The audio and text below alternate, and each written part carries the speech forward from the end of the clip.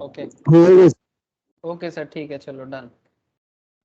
अच्छा, income tax आज एकदम हम लोग सर फ्रेशली स्टार्ट करेंगे। जिन लोगों के लिए रिवीजन है वो रिवाइज करते रहो, और जिनके लिए फ्रेशली सीखना है इनकम टैक्स, वो फ्रेशली सीखना चालू करो।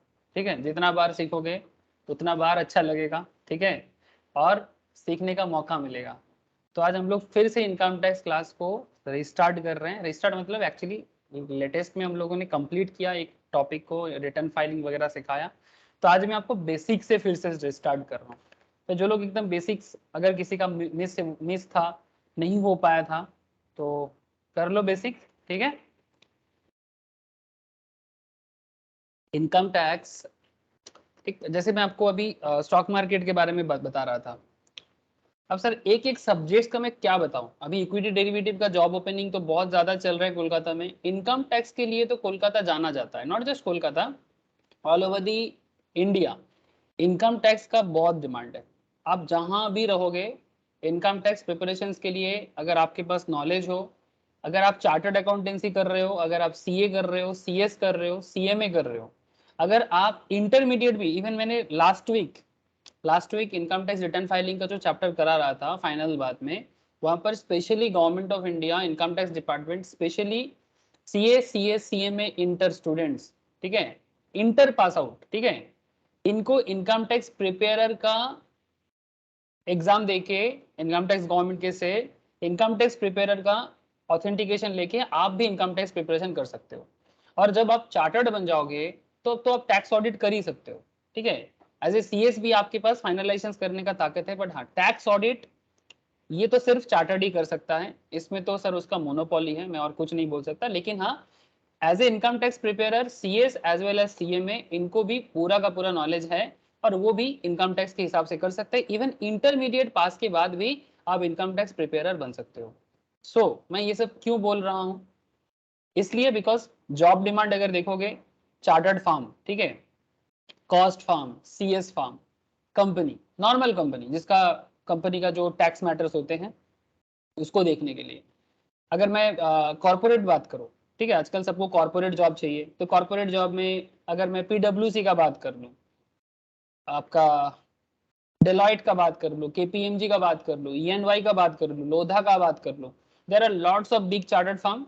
अगर आपको वहां पर भी मौका मिलता है, इनकम टैक्स का नॉलेज आपको कहाँ लेके जाएगा आपको पता ही नहीं। क्यों बोल रहा हूँ पता है ना सर, बस आप नॉलेज तो लो, फिर देखो जब आप क्रैक करोगे एग्जाम, इंटर पास करके जब भी आप ट्रेनिंग स्टार्ट करोगे, आप बस देखो कि कहाँ से कहाँ पहुंचते हो आप। ठीक है, जैसे स्टॉक मार्केट का भी बहुत अच्छा अपॉर्चुनिटी है। जिनको स्टॉक मार्केट फील्ड में जाना है, जिनको इनकम टैक्स फील्ड में जाना है, उनके लिए भी बहुत अच्छा अपॉर्चुनिटी है, बहुत अच्छा। मतलब जितना बोले उतना कम है। मतलब इसमें भी ना जिनको नॉलेज बहुत कम लोगों को होता है सर, बिकॉज इतना प्रोविजन, इतना कॉन्सेप्ट, सबको ना पेशेंस नहीं होता सीखने का। आप लोगों को किसी भी तरह से मौका मिला है, खुद से सोचा, किसी ने बोला, एक फील्ड में आप आ गए सर, अब अपने आप को बिल्ड करो। ठीक है, तो छोटा से लेके बड़ा बात, हर मैटर को सीरियसली समझो, और उसका प्रैक्टिकल लाइफ एक्सपोजर इतना ज्यादा है कि आप जैसे जैसे मार्केट में आ जाओगे ना, आपको समझ में आ जाएगा। ज्यादा नहीं, आप जैसे चार्टर्ड फार्म में, सीएस फार्म में, या सीएमए फार्म में, या कंपनी में चालू कर दोगे, ऐसे बहुत लोगों को पता है, जैसे स्नेहाशीष ऑलरेडी ये सब काम करता है, बिजनेस के साथ, फार्म के साथ कनेक्टेड है। ठीक है, तो इतना तो मैं जानता हूँ। ठीक है, बाकी आप लोग भी जैसे धीरे धीरे आ जाओगे ना, आपको समझ में आ जाएगा कि ये कितना इंपॉर्टेंट है। क्या स्नेहाशीष तो कनेक्टेड है? है सर। मैं सही बोल रहा हूँ ना जो भी बोला अभी? है सर, है। तेरे को एक्सपीरियंस है इसलिए पूछ रहा हूँ। ये बहुत वाइटल नॉलेज है ना, जितना ये इनकम टैक्स, जीएसटी, ये सब नॉलेज रहने से इजीली अपना करियर बिल्ड किया जा सकता है। ये सब नो।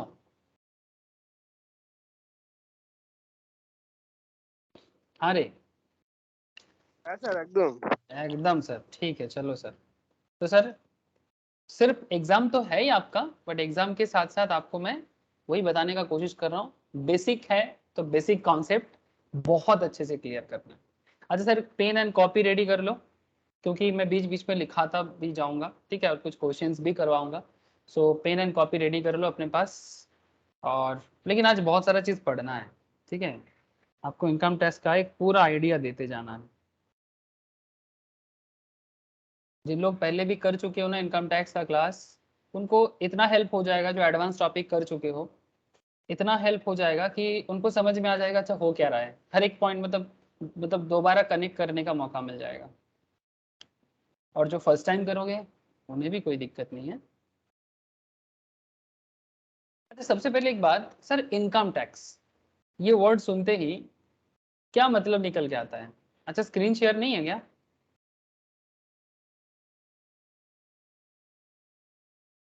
अब स्क्रीन शेयर है, बताइएगा। Yes sir. हाँ इनकम टैक्स ये वर्ड सुनते ही क्या मतलब समझ में आ रहा है? सर इनकम टैक्स, इनकम करो सरकार को टैक्स दो, है ना, सिंपल बात है ना। इनकम करो सरकार को टैक्स दो, मतलब आप इनकम करोगे और सरकार आपसे टैक्स लेगा। सर क्या सरकार को टैक्स देना जरूरी है? जल्दी बोलो।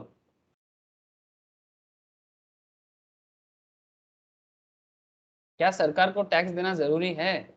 क्या लगता है आपको? है सर। सर बहुत जरूरी है, सिर्फ जरूरी नहीं। हाँ जबरदस्ती आपसे टैक्स छीना नहीं जाएगा, जैसे पुराने टाइम पे होता था ना जिजिया टाइप का, ठीक है, मुगल टाइम में जैसे चलता था, ठीक है, जबरदस्ती टैक्स लिया जाता था, ठीक है। या फिर अगर आप बहुत और पुराने टाइम पे जाओगे तो कुछ ऐसे क्रूर शासक भी होता था, ठीक है, जो जबरदस्ती लोगों से टैक्स लेता था, ठीक है, कर देना है बोल के, खाजना देना है बोल के, है ना, जबरदस्ती नहीं, डरा के नहीं, लेकिन इट्स टाइप ऑफ जबरदस्ती ठीक है। मतलब इतना मैं आपको बोलूंगा कि आप ऐसे लिखो, लिखो सर लिखो, मैं जो बात कर रहा हूँ इसके पीछे कुछ रीजन है तभी बोल रहा हूँ।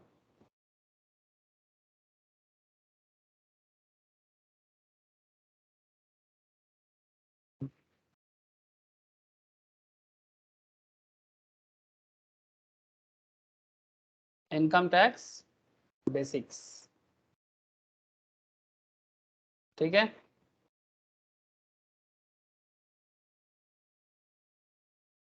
तो इनकम टैक्स बेसिक्स में आपको मैं फर्स्ट इनकम टैक्स के बारे में बात करूंगा, ठीक है।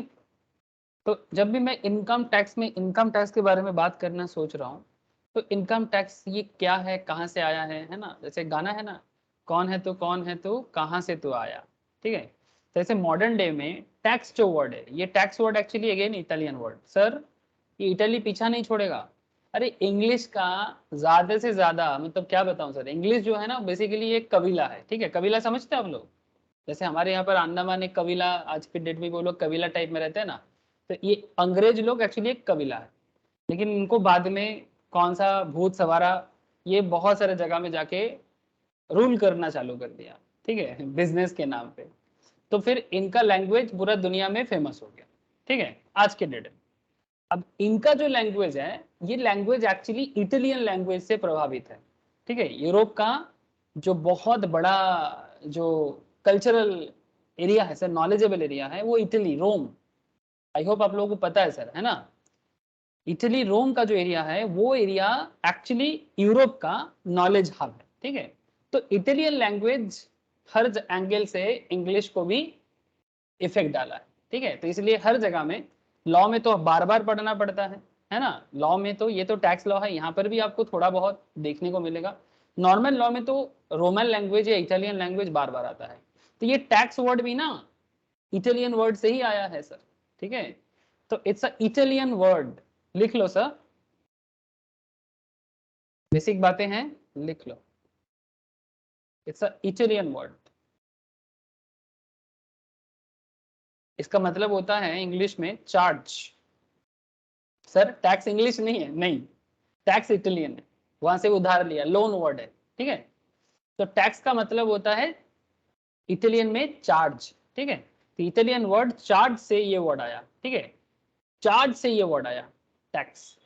तो इसका मतलब क्या हो जाएगा, कंपलसरी इटालियन, अच्छा बेसिकली कहने का मतलब ऐसा था, मैं थोड़ा बोलते बोलते इधर उधर हो गया शायद मेरा वर्ड्स।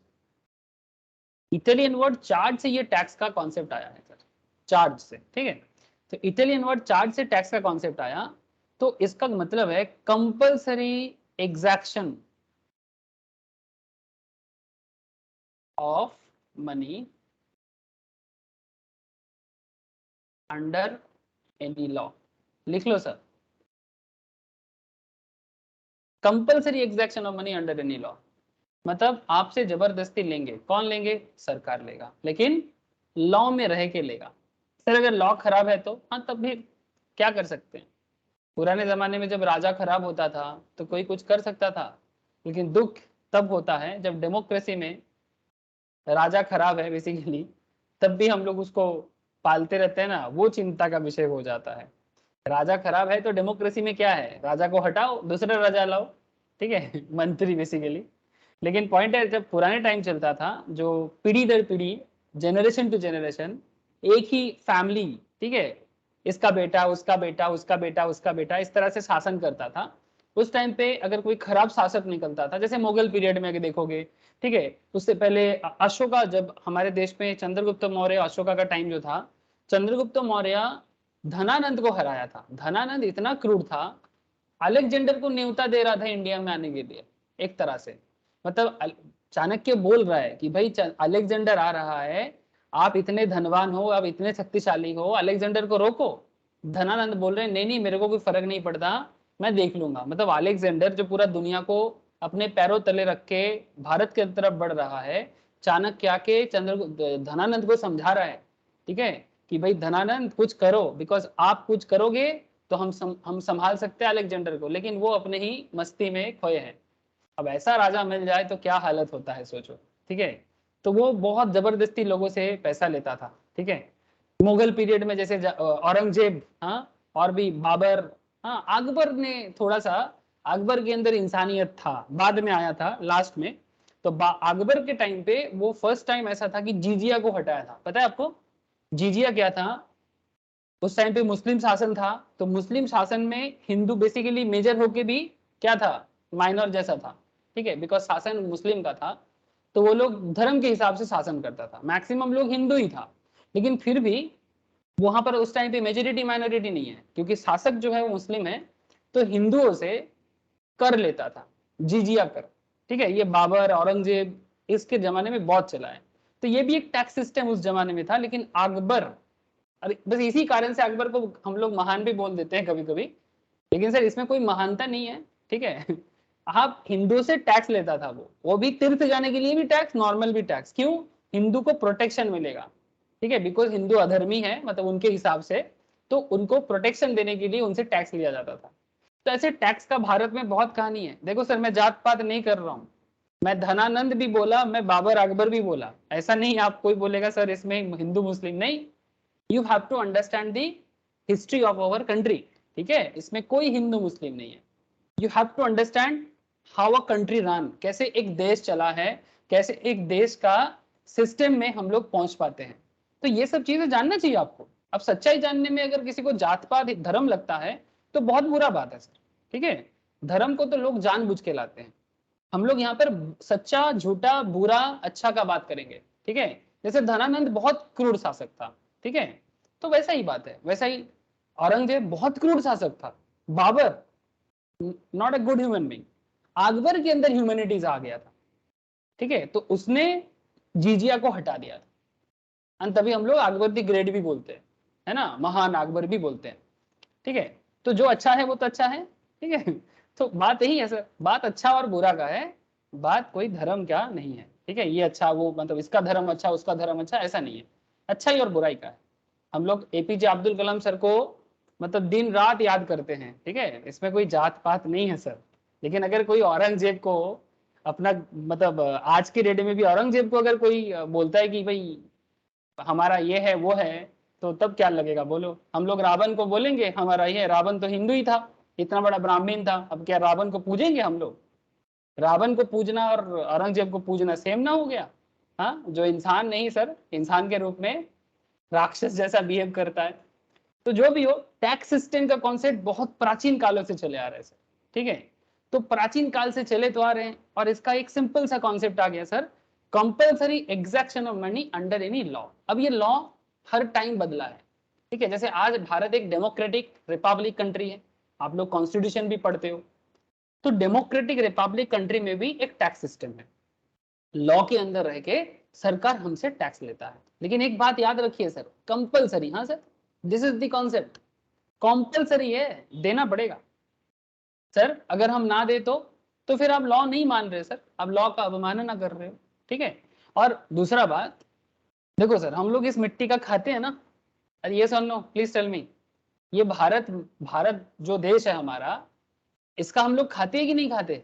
इसके जमीन के जुड़े हुए जो भी चीजें हैं, इसी से हमारा पेट भरता है। एम आई राइट और रॉन्ग सर?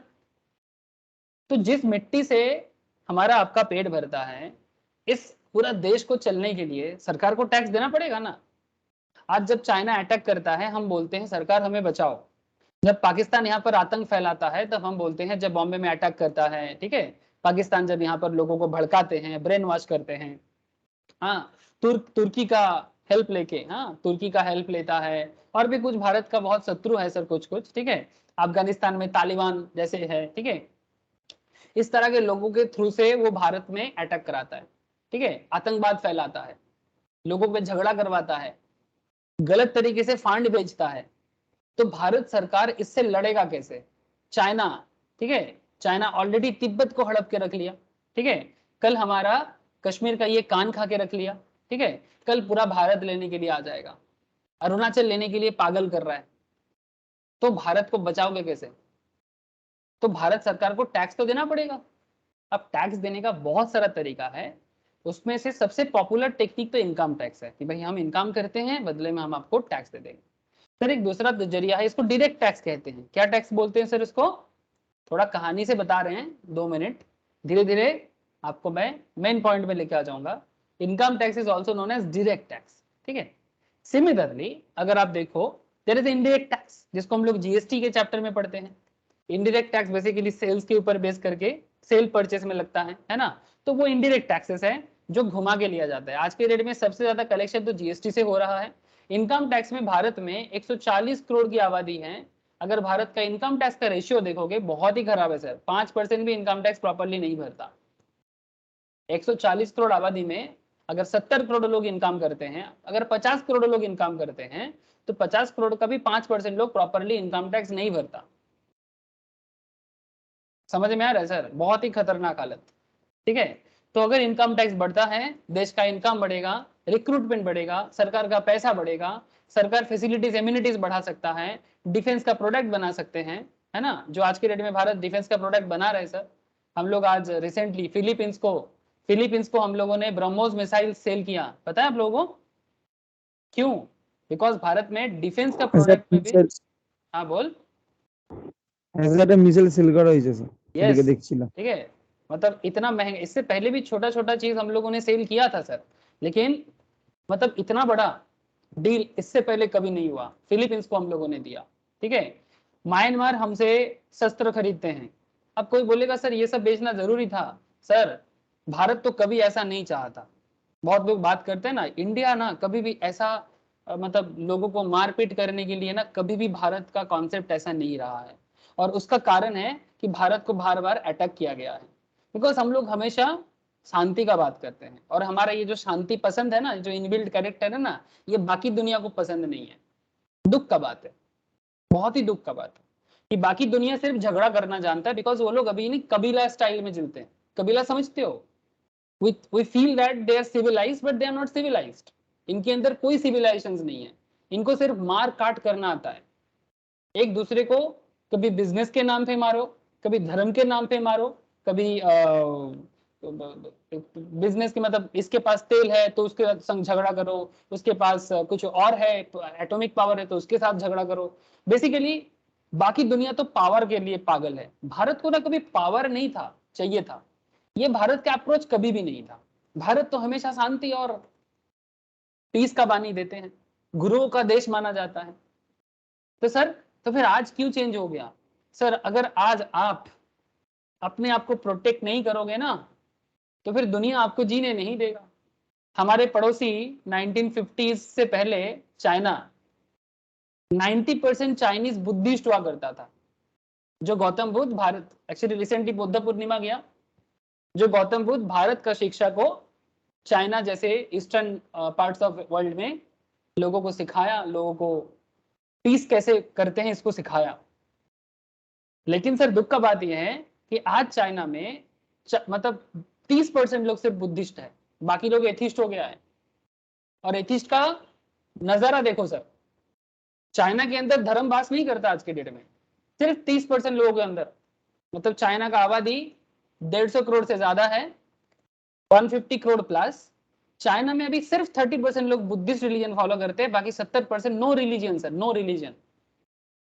अब कुछ क्रिश्चियन और बाकी कम्युनिटी भी थोड़ा थोड़ा करके हैं सर। इसका प्रॉब्लम क्या है बोलो तो, इनके मन में धर्म नहीं है, इसीलिए तो धर्म गुरुओं का देश तिब्बत को मार के ये लोग लामा को मारते हैं सर। कभी सोचा आपने, लामा जो दिन रात स्पिरिचुअलिटी के साथ होते हैं, इनको मारने में शर्म नहीं होता सर चाइनीज को? इनको मार के इनका जगह छीन लिया। हाँ, कभी सोचा आपने क्यों ऐसा हो गया? Because they are irreligion. इनको ना कोई मतलब क्या, इनके मन में ना इंसानियत नहीं है। रिलीजियन मतलब बेसिकली क्या है, धर्म क्या होता है, जो आपको इंसान बनाता है। अब इनके मन में इंसानियत खत्म हो गया, नो ह्यूमैनिटीज, तभी तो ये लामा को मार रहा है। आज सारा का सारा लामा भारत में आश्रित है सर। हिमाचल प्रदेश से लेके भारत के हिल स्टेशन में इनको जगह दिया गया, बिकॉज ये लोग तिब्बत से हैं सर, जो वर्ल्ड का सबसे ऊंचा जगह है। इतना हिली रीजन्स का लोग नॉर्मल जगह में रहना मुश्किल हो सकता है, तो इनको सारा हिल स्टेशन में बुद्धिस्ट जो स्पिरिचुअल सेंटर्स है बना के वो अपना कबीला, मतलब अपने जगह में वो रहते हैं। दुख का बात है। और इसका मेन रीजन नहीं है कि इनके मन में ह्यूमैनिटीज गायब हो गया। अब भारत भी इसीलिए देख रहा है कि भाई देखो, हम लोग रिलीजियन को बिलीव करते हैं और हमें चाहते हैं कि भारत ऐसा ही रहे, लेकिन उसके साथ साथ धर्म के साथ साथ आपको प्रोटेक्ट भी करना है। ठीक है, जो म्यांमार अभी बुद्धिस्ट कंट्री है, लेकिन म्यांमार अपना देश को ठीक ठाक रखना चाहता है। यहाँ का जो बुद्धिस्ट एक बहुत फेमस एक धर्मगुरु है सर, जो साथ में योद्धा भी है, और म्यांमार का सेफ्टी सिक्योरिटी के लिए ये कुछ भी करने को रेडी है। मैं उनका नाम अभी भूल रहा हूँ, थोड़ा मतलब बर्मीज नेम है तो याद नहीं रहता है। ठीक है, तो एग्जैक्टली भारत भी वही सोच रहा है कि हमें भी अपने आप को प्रोटेक्ट करना है। और भारत तो बहुत ही समृद्ध कंट्री है, तो समृद्ध है, और उसकी समृद्धि किसके ऊपर बेस करके है, हमारे इनकम के बेसिस पे। तो हम अगर सरकार को टैक्स भरेंगे, सरकार के पास पैसा होगा, करप्शन को साइड में रखते हैं। पहले से करप्शन बहुत कम दिखता है आजकल, और जितना भी है वो सब बाहर निकल के आ रहा है। करप्शन खत्म होगा, सरकार के पास टैक्स का पैसा जमा होगा, देश का तरक्की होगा। देश का तरक्की हर एंगल से, स्पिरिचुअलिस्टिक, एजुकेशन, प्रोटेक्शन। ठीक है, बहुत लोग बोलते हैं आज के डेट में, आप कोई बोलेगा सर इसमें क्या है, सर अच्छा लग रहा है मुझे, मैं कभी पहले ये दोनों चीज एक साथ नहीं देखा। एक तरफ भारत स्पिरिचुअलिटी की तरफ भी जा रहा है और भी ज्यादा, दूसरी तरफ भारत अपना प्रोटेक्शन भी दे रहा है, तभी तो ब्रह्मोस सेल कर पाया है ना, तभी तो मिसाइल सेल कर रहा है। কম কি করে বুঝলাম? हाँ बोलो। করাপশন কম কি করে এই ব্যাপারটা বুঝতে পারলাম? करप्शन कम हो रहा है बिकॉज बड़ा बड़ा जो लाइक क्या बोलूं सर, बड़े बड़े स्कैम बाहर आ रहा है, बहुत बड़े बड़े स्कैम बाहर आ रहे हैं सर। आप देखो, एक के बाद एक स्कैम बाहर आ रहा है। एनएसी के चेयरमैन, रिसेंटली हम लोग क्लास में बात किए सर, चित्र रामकृष्ण। हाँ, 2013 तक उनको वो चेयरमैनशिप में थे, कितना पैसा का घोटाला किया। ठीक है, आप बाकी और भी कंपनीज लेवल में देखो, एक के बाद एक। आप किंगफिशर एयरलाइंस देख लो, आप रिसेंट ट्रेंड में जो आपका विजय माल्या का तो मैं बोल दिया, रोटोमैक का देख लो, आप आईसीआईसीआई बैंक का चंदा कोचर जी का देख लो, जो वीडियोकॉन के साथ 12,000 करोड़ का समथिंग कुछ स्कैम बाहर आ रहा है सर। तो बड़ा स्कैम बाहर आ जाएगा ना, तो छोटा छोटा मैटर भी, जैसे चार्टर्ड अकाउंटेंट इन प्रैक्टिस, इनका इतना ज्यादा मैनिपुलेशन बढ़ गया था, तो सरकार इनको भी टाइट दे रहा है। जो प्रैक्टिसिंग चार्टर्ड अकाउंटेंट जिनको सब कुछ पता होता है, इनको टाइट देने के लिए सरकार एक दूसरा धमकी दिया कि अगर आप लोग अपना ठीक ठाक से नहीं रखोगे, इतना पावर है, इतना नॉलेज है आपको, हम लोग आईआईए बना देंगे आपको कंपटीशन देने के लिए सिमिलर पैरामीटर में, जिनको सीपीए कहला जाएगा। এটা এটা আমাদের ওরিয়েন্টেশনে বলছিল, ওইখানেই শুনলাম তো। ठीक है, आईआईए बना देगा। क्यों बोल रहा है ऐसा? ऐसा बोलने का कोई इच्छा नहीं था सरकार को, लेकिन जब आपके पास पावर है और आप स्कैम में हेल्प करते हो, ठीक है, तो ये कभी भी गवर्नमेंट, तो यही तो एक अच्छा गवर्नमेंट का मतलब कॉन्सेप्ट है सर। चाहे कोई भी चलाए, मुझे बीजेपी कांग्रेस से कोई लेना देना नहीं है। आप किसी भी पार्टी से हो, अगर आप देश के हित में काम करोगे, देश के हित में बोलोगे, ट्रांसपेरेंसी सामने लाओगे, आप अच्छे हो। मुझे ना तो स्पेशली मोदी जी के प्रति प्रेम है, ना तो स्पेशली कोई राहुल गांधी से मुझे कोई बैर है, कोई प्रॉब्लम नहीं। मैं पर्सनली बोल रहा हूँ आपको, एज ए टीचर बता रहा हूँ आपको, जो देश के हित में कुछ बात करेगा, जो देश के ओरिजिनलिटी पे बात करेगा, जो देश को एक दिशा देगा। दिशा होना चाहिए ना। आज चाइना का प्रॉब्लम क्या है? चाइना आज दुनिया का एनिमी बन चुका है ना? क्यों? बिकॉज चाइना के मन में सिर्फ और सिर्फ इन्वेजन है। इसका मन में सिर्फ इन्वेजन है। क्यों? बिकॉज इसके मन में तो शांति का वार्ता ही नहीं है, जो भारत का प्रॉब्लम भी हो गया है। अब चाइना से लड़ने के लिए हमें प्रोटेक्शन तो बढ़ाना पड़ेगा। हमें भी अपने मिसाइल्स वगैरह, एपीजे अब्दुल कलाम सर को याद करो और उनको रोज याद करो, सोते जागते रोज याद करो कि आज अगर भारत अपने पैरों में मिसाइल्स टेक्नोलॉजी में उनके गुरु एपीजे अब्दुल कलाम सर के गुरु साराभाई, विक्रम साराभाई, उनको याद करो। अगर वो टेक्नोलॉजी में हमें अपने पैरों में खड़ा ना करता, और ये सब कहां से आया पैसा? हमारे टैक्स के पैसे से। Point to be noted sir, मैं क्यों ये सब बात कर रहा हूँ? ये टैक्स का इंपॉर्टेंस ही समझो। मेरे को और कुछ नहीं बताना है आपको कि इनकम टैक्स पढ़ने के पीछे या इनकम टैक्स के पीछे सरकार का क्या मानसिकता है। और not just income tax, any kind of tax. The main objective is this कि देश को सशक्त बनाना है, देश को मजबूत बनाना है, देश को दुनिया के सामने सर झुकाना नहीं, सर उठा के चलाना है। और ये चाइना पाकिस्तान जैसे बदमाशी जो चलता है ना, इनको चुप करा के रखना है, चुप करा के रखना। सिंपल बात है। पाकिस्तान खत्म हो जाएगा, ये रहेगा नहीं। इनका बुनियाद झूठा है, जिसका बुनियाद झूठा है वो बंद हो जाएगा। इसका बेस ही झूठ है सर। जिन्ना एक झूठ के आधार पे पाकिस्तान बनाया और बांग्लादेश को झूठ के आधार पे अलग कर दिया। ठीक है, तो ये रहेगा नहीं सर। एक टाइम के बाद आप देखोगे कि ये अपने आप को बचा नहीं पाएगा। ठीक है, हो सकता है 100 साल बाद हो, बट होगा। ठीक है, बिकॉज ओरिजिनलिटी आज नहीं तो कल बाहर निकल के आई जाएगा। ठीक है सर, छोड़ो ये सब बात अभी। चलो आपको मैं टैक्स একটা का কোশ্চেন ছিল স্যার, কি স্যার ওইখানেও সবাই করছিল তাই আপনাকেও জিজ্ঞেস করছি। বলছে যে কি और আইআই এর জন্য সি এর কোনো থ্রেট আছে? हाँ सर, ऑब्वियसली कंपटीशन। थ्रेट नहीं है, हेल्दी कंपटीशन है सर। ये मेरा जवाब है। थ्रेट नहीं है, हेल्दी कंपटीशन है। जैसे एक चीज आप मुझे बताइए, एक छोटा सा चीज बता रहे हैं आपको, आपका जवाब आपके ढंग से ही देने का कोशिश कर रहे हैं। जोमेटो स्विगी आ गया तो क्या छोटा छोटा दुकानदार का खराब हो गया सर? না। लेकिन स्टार्टिंग में हम लोगों ने सोचा था ना कि अगर जोमेटो स्विगी आ जाएगा तो स्मॉल शॉप ओनर्स का प्रॉब्लम हो सकता है।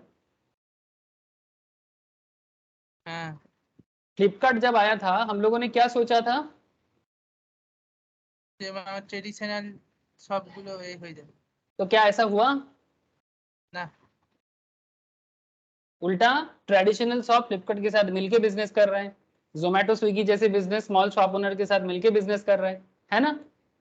तो ओवरऑल डेवलपमेंट हो रहा है सर। ज्योति बासु जैसे मत सोचो। ज्योति बासु ने बोला था कि कंप्यूटर आएगा। बंगाल का बड़ा ही रेस्पेक्टेड चीफ मिनिस्टर थे सर, बहुत दिनों तक शासन किया बंगाल को।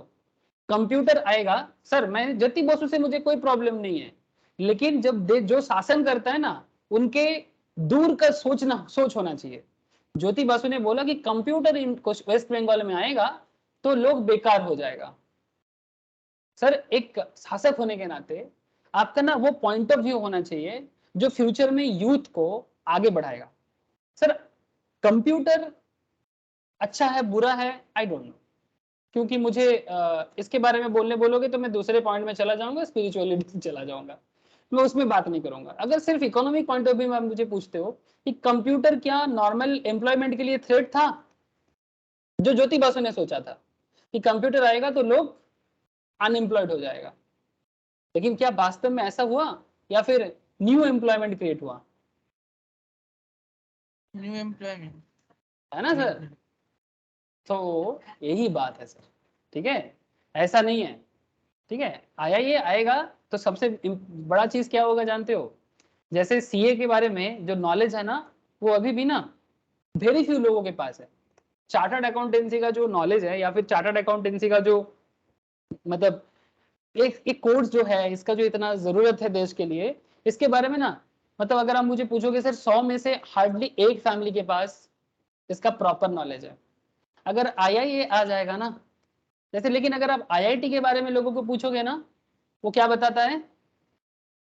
दे नो आईआईटी, भले क्रैक करे या ना करे।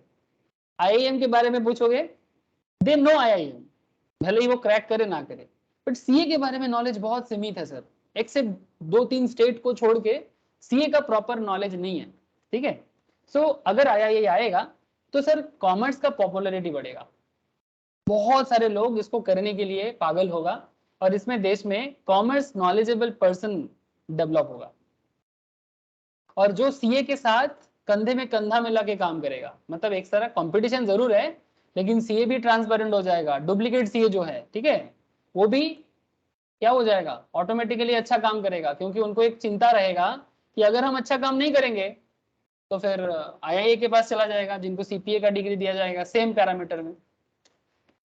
तो थ्रेड नहीं सर, ठीक है, मार्केट और बढ़ेगा, मैं आपको बोल रहा हूँ, ये मेरा मानना है। बाकी हो सकता है मैं गलत तो नहीं बोलूंगा, बट मेरा मानना है कि देश में कॉमर्स का एक रिवॉल्यूशन होने वाला है। बिकॉज जब जब ऐसा डिसीजन हुआ है ना सर, रिवॉल्यूशन ही हुआ है, विप्लव आएगा, विप्लव मतलब कॉन्शियसनेस बढ़ेगा, सिंपल बात है, चेतना बढ़ जाएगा लोगों के मन में, ठीक है।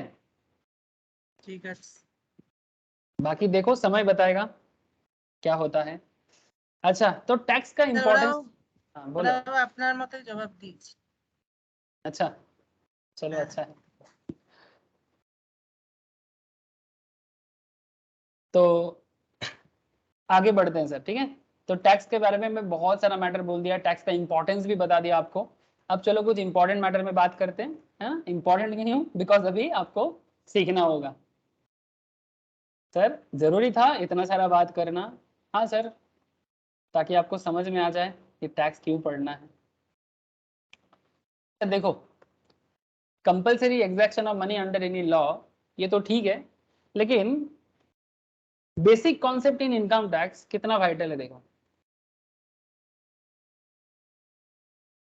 सर इसमें आपको इनकम टैक्स लॉ का कंपोनेंट देखना है। सर इनकम टैक्स लॉ का क्या कंपोनेंट है?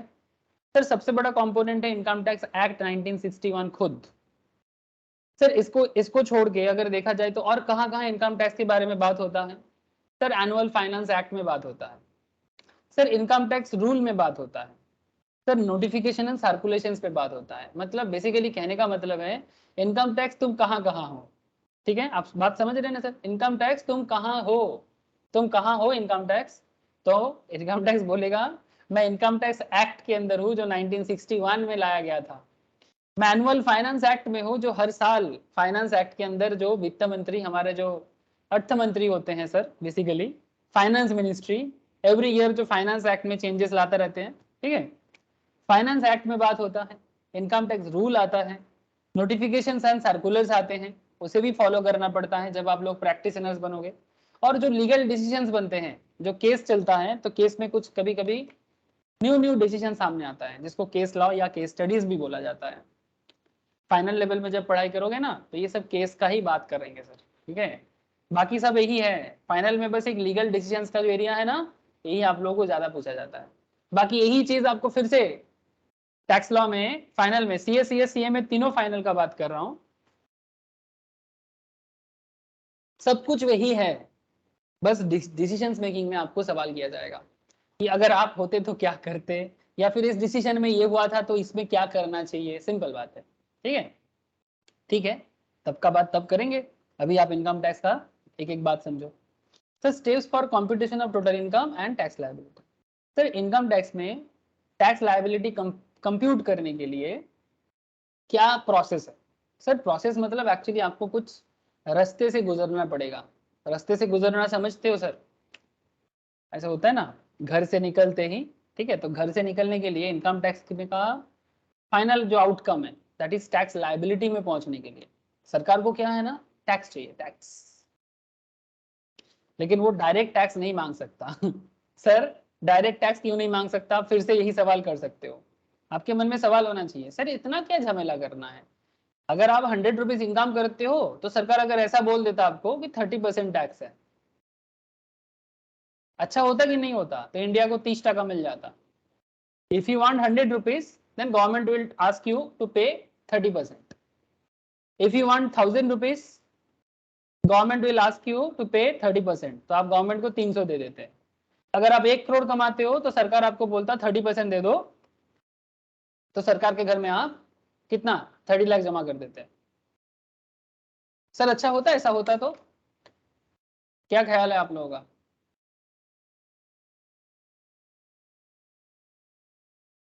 क्या ऐसा होता तो अच्छा होता क्या? फ्लैट रेट टैक्स सिस्टम, क्या प्रॉब्लम होता और क्या अच्छा ही होता? कोई तो बताओ। इस तरह का टैक्स सिस्टम होता तो क्या खराब था उसमें? हेलो, দাদা যারা গরিব তাদের উপর বার্ডেন বেশি হতো। Thank you sir. बेसिकली देखो ये भारत है, ये ऑस्ट्रेलिया या कनाडा नहीं है, ठीक है, कि जहां पर पॉपुलेशन भी कम, उनका इनकम भी बहुत अच्छा, ऐसा तो नहीं है ना। तो क्योंकि ऐसा नहीं है तो भारत जैसे देशों में आप ऐसा एप्लीकेबल नहीं कर सकते। भारत में प्रोग्रेसिव टैक्स सिस्टम चलता है, मतलब इनकम बढ़ेगा तो टैक्स बर्डन होगा और इनकम कम होगा तो टैक्स बर्डन कम हो जाएगा। समझ में आया आपको? Progressive tax system, higher income को हायर टैक्स, लोअर इनकम को लोअर टैक्स या नो टैक्स। ये इंडिया का टैक्स सिस्टम है। अब इंडिया में हायर इनकम ग्रुप का परसेंटेज अगर देखा जाए 10% भी प्रॉपरली नहीं होता है, तो बाकी 90% का हालत खराब हो जाता अगर फ्लैट रेट होता। ये एक प्रॉब्लम है। सर एडवांटेज क्या होता? सर एडवांटेज ये हो जाता कि इतना झमेला ना होता, कंप्लायंस सिस्टम इजी हो जाता, सरकार का कलेक्शन इजी हो जाता, डिपार्टमेंट इतना जरूरी नहीं होता, और सबसे बड़ी चीज CA को भाई बनाने का जरूरत नहीं होता। मतलब एटलीस्ट टैक्स के लिए तो जरूरी नहीं होता है ना। क्यों जरूरी होगा? फ्लैट सिस्टम चलेगा तो फिर इतना झमेला क्यों, है ना। जितना कमाओगे दे लेंगे। तो फिर कॉम्प्लायंस का झमेला है, इसीलिए तो प्रोफेशनल बनने का भी इतना जरूरी हो गया। तो झमेला रहेगा बिकॉज अलग अलग लेवल ऑफ इनकम ग्रुप के लोग हैं। 140 करोड़ की आबादी में डिफरेंट काइंड ऑफ लोग, तो फिर कभी भी ना यूएस के साथ इंडिया का कंपेयर मत कीजिए, गलत कंपैरिजन होगा। यूएस के इकोनॉमी के साथ, कनाडा की इकोनॉमी के साथ, इंग्लैंड की इकोनॉमी के साथ, न्यूजीलैंड की इकोनॉमी के साथ डोंट कंपेयर। हाँ थोड़ा बहुत करना है तो चाइना के साथ कर लेना, ठीक है, बिकॉज इनको भी बहुत पॉपुलेशन टैकल करना पड़ता है, लेकिन इनका जगह हमसे ज्यादा है, इनका एरिया हमसे ज्यादा है, फिर भी कंपैरिजन बनता है बिकॉज इनको भी काफी आबादी संभालना पड़ता है, ठीक है। बांग्लादेश बहुत आबादी वाला देश है, तो ऐसे बांग्लादेश के साथ क्या कंपेयर करना, बट फिर भी कर सकते हैं। तो सवाल ये है कि क्योंकि जहां पर नंबर ऑफ पॉपुलेशन बहुत हाई है और उस हिसाब से आपका रिसोर्सेज का जो डिस्ट्रीब्यूशन है उतना भी प्रॉपर नहीं है, तो ऐसे देशों में टैक्स सिस्टम हमेशा कॉम्प्लेक्स ही बनेगा। और टैक्स सिस्टम कॉम्प्लेक्स बनने के कारण डिमांड भी बहुत हाई हो जाता है लीगल प्रैक्टिशनर्स का, है ना। लीगल प्रैक्टिशनर्स का डिमांड भी हाई हो जाता है, ठीक है सर। ओके, तो सर इसका जो रास्ता है, इसमें पहुंचने के लिए हमें रेसिडेंशियल स्टेटस का रास्ता देखना होगा, डिटर्मिनेशन ऑफ रेसिडेंशियल स्टेटस, ठीक है, जो हमारा नेक्स्ट क्लास का टॉपिक रहेगा। फिर मैं आपसे बात करूंगा, हो गया, फिर मैं आपसे बात करूंगा classification of income under different heads के बारे में, मतलब कितना अलग अलग हेड्स है। ऐसे देखा जाए तो सर मेनली 5 हेड्स है। सर रावण का 10 हेड है, आप लोगों ने पढ़ा होगा। यहाँ पर इनकम टैक्स का 5 हेड बनाया गया, तो ये पांचों हेड को समझना सबसे ज्यादा समय लेने वाला जगह होगा, मतलब ज्यादा टाइम टेकिंग और ज्यादा टाइम कंज्यूमिंग एरिया है। थर्ड जो एरिया है computation of income under each head, ठीक है, बेसिकली क्लासिफाई करना और फिर ईच एंड एवरी हेड के हिसाब से कैलकुलेट करना कि उसका कितना इनकम होगा। जैसे अगर हेड के बारे में बात करें, जैसे आप लोगों को पता है, जैसे सैलरी हेड, जैसे हाउस प्रॉपर्टी हेड, जैसे, और बताओ, बोलो sir. Capital gains, business and profession, business profession, capital gain, don't write, हाँ जैसे ऐसे ही लिख रहा हूँ, आईफोस, इनकम फ्रॉम अदर सोर्स। तो ये 5 हेड जिनको क्लासिफाई करना है, मतलब क्लासिफाई मतलब आपको अपने इनकम को बेसिकली रिलेट करवाना है कि भाई आपका कौन सा इनकम। सबसे आसान रिलेट करना सैलरी इनकम, हाउस प्रॉपर्टी को भी, बीपी को भी समझना बहुत समय लगता है, कैपिटल गेन ये भी एक अपना चर्चा का विषय है, और अदर सोर्स जिसका कोई घर नहीं होता उसका घर है अदर सोर्स। लेकिन जैसे कि लॉटरी वगैरह, हॉर्स रेस से जीतना, गेम से जीतना, और जो समझ में नहीं आता है उसको अदर सोर्स में जगह दिया गया। मतलब ऐसा कोई इनकम नहीं है जिससे आप छुटकारा पाओ कि भाई ये टैक्स में नहीं जाएगा। वो सरकार बोल देगा कि भाई इस इनकम को एग्जेम्प्ट कर दो, वो अलग बात। Income which do not form part of total income, एक चैप्टर आएगा। क्या बोला sir? Income which do not form part of total income and agricultural income, तो वो भी ऐसा ही है। Agriculture income is also exempted income, but वो बता देता है कि भाई ये इनकम को हम इनकम टैक्स के लिए काउंटिंग नहीं करेंगे।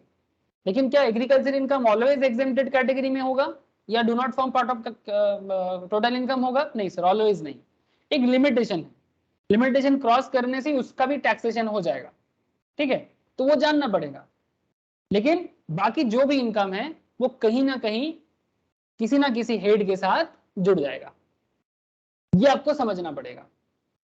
जैसे आप ये समझ गए, फिर आपका आता है clubbing of income, spouse, minor child etcetera. मतलब क्या कि आपको एक जगह मिलेगा जिसमें आपको क्लब कर दिया जाएगा, मतलब हस्बैंड की इनकम को वाइफ की इनकम के साथ जोड़ दिया जाता है। क्या करते हैं ना बहुत लोग, ये प्रोविजंस लाने का क्या मतलब है क्लबिंग का, बहुत केस में क्या करते हैं, हस्बैंड क्या करते हैं अपने वाइफ के नाम पे बिजनेस शो कर देता है, लेकिन वाइफ एक्चुअल में कुछ नहीं करता। वाइफ हाउस वाइफ है, कुछ नहीं करता मतलब हाउस वाइफ है। With due respect, house wife होना दुनिया का सबसे कठिन और सबसे इंपॉर्टेंट काम है, ठीक है। बाकी सब काम बाद में, भाड़ में जाए बाकी काम, ठीक है। हाउस वाइफ है तो ये समाज है, हाउस वाइफ के बिना समाज नहीं। लेकिन हाँ, उनका इनकम का दाम नहीं होता, बिकॉज वो एक निस्वार्थ भाव से होता है, जो हमारे माँ बहन बीवी लोग करते हैं। इकोनॉमिक्स पढ़ाते हैं सर, ठीक है। तो चलो सर, अभी उस मैटर पे नहीं जाएंगे, फिर आप बोलोगे सोशल साइंस क्लास चल रहा है। तो क्लबिंग ऑफ इनकम, जब हस्बैंड अपने इनकम को छुपाने के लिए वाइफ के इनकम पे कुछ इनकम ट्रांसफर करके या एसेट ट्रांसफर करके दिखाना चाहते हैं कि भाई मेरा इनकम को कम करो, तो सरकार बोलता है भाई ऐसा करने नहीं देंगे, ट्रांसफरर के हाथ में टैक्सेबल कर देगा। ट्रांसफरर के हाथ के मतलब हस्बैंड अगर ट्रांसफर कर रहे हैं तो हस्बैंड के हाथ में, और अगर वाइफ ट्रांसफर कर रहे हैं हस्बैंड के नाम पे तो उनके हाथ। हो सकता है कि वाइफ ज्यादा कमाते हैं, हस्बैंड कम कमाते हैं, तो वाइफ कर सकते हैं कि अपने हस्बैंड के नाम पे इनकम को ट्रांसफर करके अपना टैक्स को कम करना चाहता है, तो वो सरकार उसको देखने का क्लबिंग ऑफ इनकम में प्रोविजंस बता दिया। कई बार ऐसे होते हैं कि चिल्ड्रन का इनकम को हस्बैंड मतलब पेरेंट्स के इनकम के साथ ऐड कर दिया जाता है, ठीक है। तो ये जो ऐड करके इनकम टैक्स को काउंटिंग करना और कब करना है, ये क्लबिंग प्रोविजंस बताते हैं। डोंट वरी, आगे आगे चर्चा करेंगे। Set of and carry forward, ये 5th स्टेज में आता है sir, set of and carry forward. इसमें क्या होता है कि डिफरेंट हेड अपने अंदर एडजस्टमेंट करता है। ये जो आपको मैं 5 हेड बताया ना, ये पांचों हेड अपने अंदर एडजस्टमेंट करेगा। मतलब इसका लॉस उसके गेन के साथ, उसके गेन इसके लॉस के साथ। जैसे सैलरी नॉर्मली किसी के साथ ऐसा एडजस्टमेंट नहीं करता है, बट फिर भी हाउस प्रॉपर्टी का साथ थोड़ा बहुत कर पाता है।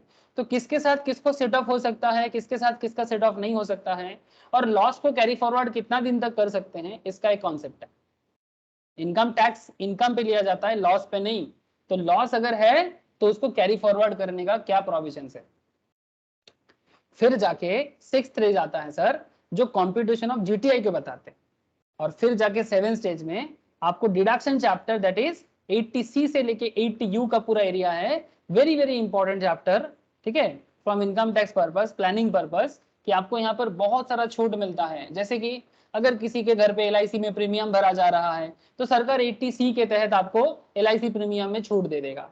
अगर प्रोविडेंट फंड में पैसा जमा हो रहा है, प्रोविडेंट फंड का पैसा का हिस्सा आपको 1.5 लाख तक छूट दे सकता है। मेडिकल इंश्योरेंस भर रहे हो, छूट दे सकता है। अगर कोई डिपेंडेंट को देख रहे हो आप, ठीक है, जो आपके ऊपर निर्भर है, अगर वो हैंडीकैप है तो उनका जो देखभाल करने का मेडिकल खर्चा है, छूट हो जाता है। अगर आप गवर्नमेंट को, जैसे कि पॉलिटिकल पार्टीज को अगर डोनेशन करते हो, ठीक है, मंदिर मस्जिद गिरजा को अगर आप डोनेशन करते हो, इस तरह का अलग अलग प्रोविजन है। प्रधानमंत्री रिलीफ फंड में पैसा जमा करते हो तो आपको इनकम टैक्स में छूट मिल जाता है। तो टैक्स प्लानिंग के लिए वेरी वेरी इंपॉर्टेंट चैप्टर, कि किस तरह से आप अपने क्लाइंट का इनकम टैक्स को कम कर सकते हो लीगली। फिर जाके कंप्लीट होता है आपका कंप्यूटेशन ऑफ टोटल इनकम, और जैसे computation of total income complete होगा फिर जाके होगा कंप्यूटेशन ऑफ टैक्स लायबिलिटी। मतलब अभी आपको सरकार के घर में टैक्स लायबिलिटी जमा करना। अब इसके लिए आपको स्लैब सिस्टम दिया जाता है, स्लैब सिस्टम, जिसमें अप टू 2.5 लाख तक आपको no tax, up to 2.5 lakh तक भारत में आज की डेट में कोई टैक्स देने का जरूरत नहीं है, आपको टैक्स रिटर्न फाइल करने की जरूरत नहीं है। लेकिन अगर आपका इनकम 2.5 लाख क्रॉस करता है तो फिर आपको रिटर्न फाइल करना पड़ेगा, भले ही आपको जीरो टैक्स देना पड़े। 5 लाख तक तो जीरो टैक्स हो ही जाता है।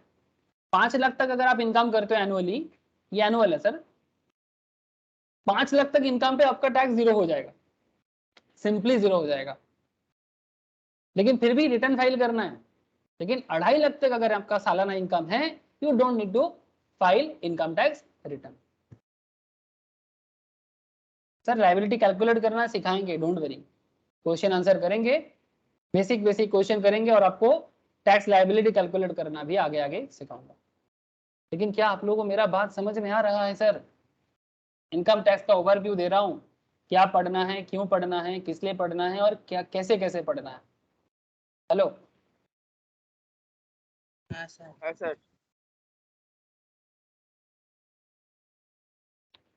স্যার আর একটা কোশ্চেন ছিল স্যার। বল।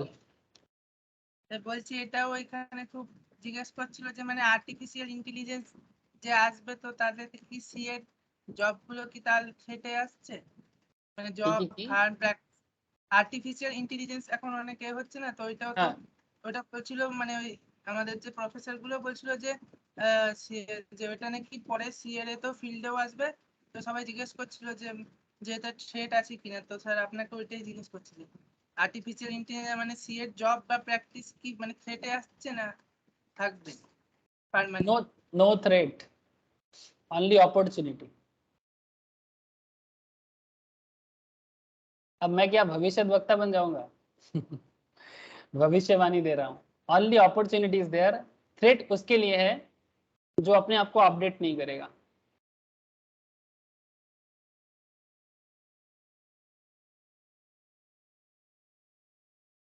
थ्रेड उसके लिए है आर्टिफिशियल इंटेलिजेंस, मतलब बेसिकली टेक्नोलॉजी या robotic system in professional concept, है ना। ऑलरेडी बहुत सारा कंपनी आ गया है मार्केट में, धीरे धीरे और भी कंपनी आएगा। लेकिन सर अगर आर्टिफिशियल इंटेलिजेंस आता है तो ट्रांसपेरेंसी बढ़ेगा, सबसे बड़ा चीज इजी हो जाएगा, हर एक काम बहुत आसान होगा, लोगों को जानकारी बढ़ेगा। जो लोग डरते थे या जो लोगों को डराया जाता था प्रोफेशनल्स के नाम पे, बिजनेस के नाम पे, भाई ये हो जाएगा, वो fine, that fine, those fine, specially government official, income tax officials, chartered accountant in practice, CS in practice, जिनके पास पावर है बेसिकली, ठीक है, नॉर्थ ईस्ट में तो बहुत होता है, ठीक है, इतना डराता धमकाता है कि बिजनेसमैन मतलब डर जाता है, ठीक है, मतलब लीगल चार्जेस इतना हो जाते हैं जितना प्रॉफिट नहीं होता। अब ऐसा थोड़ी होता होना चाहिए, आप किसी को एक्सप्लॉइट थोड़ी कर सकते हो लीगल डरा डरा के कि भाई तुमको ये पकड़ लेगा, तुमको वो पकड़ लेगा। अरे भाई बिजनेस कर रहे हैं, उनको हेल्प करो, ठीक है, आपका पावर का मिसयूज बहुत खराब बात है, ठीक है। तो बेसिकली ये सब आर्टिफिशियल इंटेलिजेंस वगैरह आ जाएगा ना, सिंप्लिसिटी आ जाएगा, ठीक है। जैसे पेटीएम आने के बाद पेमेंट कितना आसान हो गया, पेटीएम दिखा है ना सर हम लोगों को, ये तो मानना पड़ेगा, भले ही आज के पेटीएम का शेयर नीचे गिर गया, बट पेटीएम ने दिखाया ना कि पेमेंट सिस्टम कितना इजी हो सकता है। यस और नो, प्लीज टेल मी। हाँ सर। तो क्या पेटीएम आया तो क्या नॉर्मल बिजनेस में कुछ प्रॉब्लम आया? ना। फिर इजी होगा, अच्छा होगा, और लोग जुड़ेगा, फाइनेंशियल इंक्लूजन हो जाएगा। जो लोग आज रिटर्न फाइलिंग करने में डरते हैं लीगल मैटर के कारण, वो इंक्लूड हो जाएगा, इंक्लूड होगा। मैं आपको क्या बोला, 140 करोड़ की आबादी है, उसमें 5% लोग ही सिस्टम के साथ जोड़ा हुआ है, अभी भी 95% बाहर है। अगर हम इसको 5% को अगर 45-50% तक भी बढ़ा पाते हैं तो देश का अर्निंग बढ़ेगा, और इसको बढ़ाने में आर्टिफिशियल इंटेलिजेंस हेल्प करेगा, बिकॉज उनको डर खत्म हो जाएगा, उनका डर खत्म हो जाएगा। तो आर्टिफिशियल इंटेलिजेंस कभी भी थ्रेट नहीं बनेगा सर, उल्टा वो सिंप्लिसिटी करेगा, ठीक है। बाकी समय बताएगा। আচ্ছা স্যার ঠিক আছে, এই জানাচ্ছি। कोई भी न्यू चीज कभी भी देखो भाई, जो समय का मांग है ना, समय का मांग समझते हो, व्हाट टाइम्स डिमांड, जो समय का मांग है वो आके रहेगा, चाहे आप कुछ भी कर लो। बंगाली में एक विवेकानंद का एक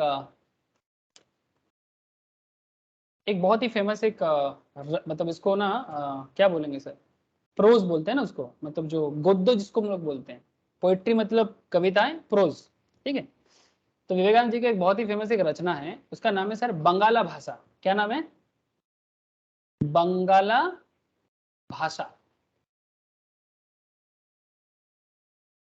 तो विवेकानंद बेसिकली बंगाली लैंग्वेज पे एक प्रोज लिखा था, जिसका मतलब ये था, ये बीकॉम लेवल में भी पढ़ाया जाता था, अभी पता नहीं मुझे पढ़ाया जाता है कि नहीं जाता। एक बंगाली पेपर होता है कलकत्ता यूनिवर्सिटी में फर्स्ट ईयर में, कोई पढ़ता नहीं है, ऐसे ही पास करा देते हैं, लेकिन पढ़ना चाहिए।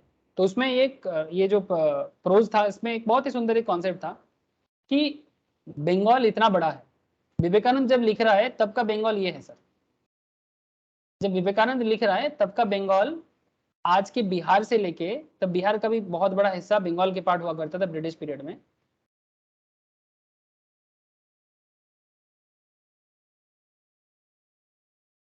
इतना बड़ा बंगाल हुआ करता था, जिसमें Bengali speaking area obviously Jharkhand Bihar को छोड़ के, ठीक है। तो बंगाली स्पीकिंग में पॉइंट ये था विवेकानंद का कि इतना ज्यादा बंगाली लैंग्वेज में भी अलग अलग डायलेक्ट है, कौन सा बंगाली डायलेक्ट पॉपुलर बनेगा। जैसे अगर मैं आपको बताऊं, जैसे मेरा घर जहां पर है, नेटिव जहां है, वो भी बंगाल में है, बट उसका बंगाली डायलेक्ट झारखंडी मिक्सड अप है, ठीक है। मतलब दैट इज ऑल्सो राड़ी बंगाली, ठीक है, दैट इज कॉल्ड राड़ी बंगाली। मतलब ऐसे ऐसे बोलते हैं कि कोतिचू, हाँ, मतलब इट्स लाइक कि बे, हाँ, कुत्था गेली, it's type, that is also language, ठीक है। हम लोग जब वहां पर दोस्तों से बात करते हैं तो ऐसे ही बात करते हैं, कुत्था गेली, हाँ, इस तरह से। अगर आप उड़िया बेल्ट के साथ कनेक्टेड होते हो, they are also Odia dialect के साथ मिक्सड अप करके उनका भी एक लैंग्वेज होता है। अगर आप बांग्लादेश के साथ देखते हो, बांग्लादेश में बहुत ज्यादा 100 का यूज है, और वो भी एक डायलेक्ट है जो बंगाल, हम लोग बोलते हैं बंगाल भाषा, ठीक है।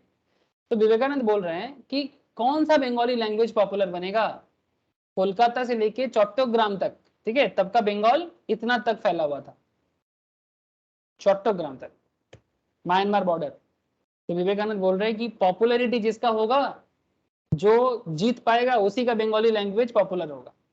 आज जो बांग्ला हम लोग बोलते हैं ना सर आम तौर पे, ये कोलकाता का बंगाली लैंग्वेज नहीं है, लेकिन ये पॉपुलर कोलकाता में हुआ है।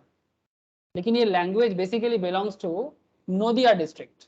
किसी को पता है?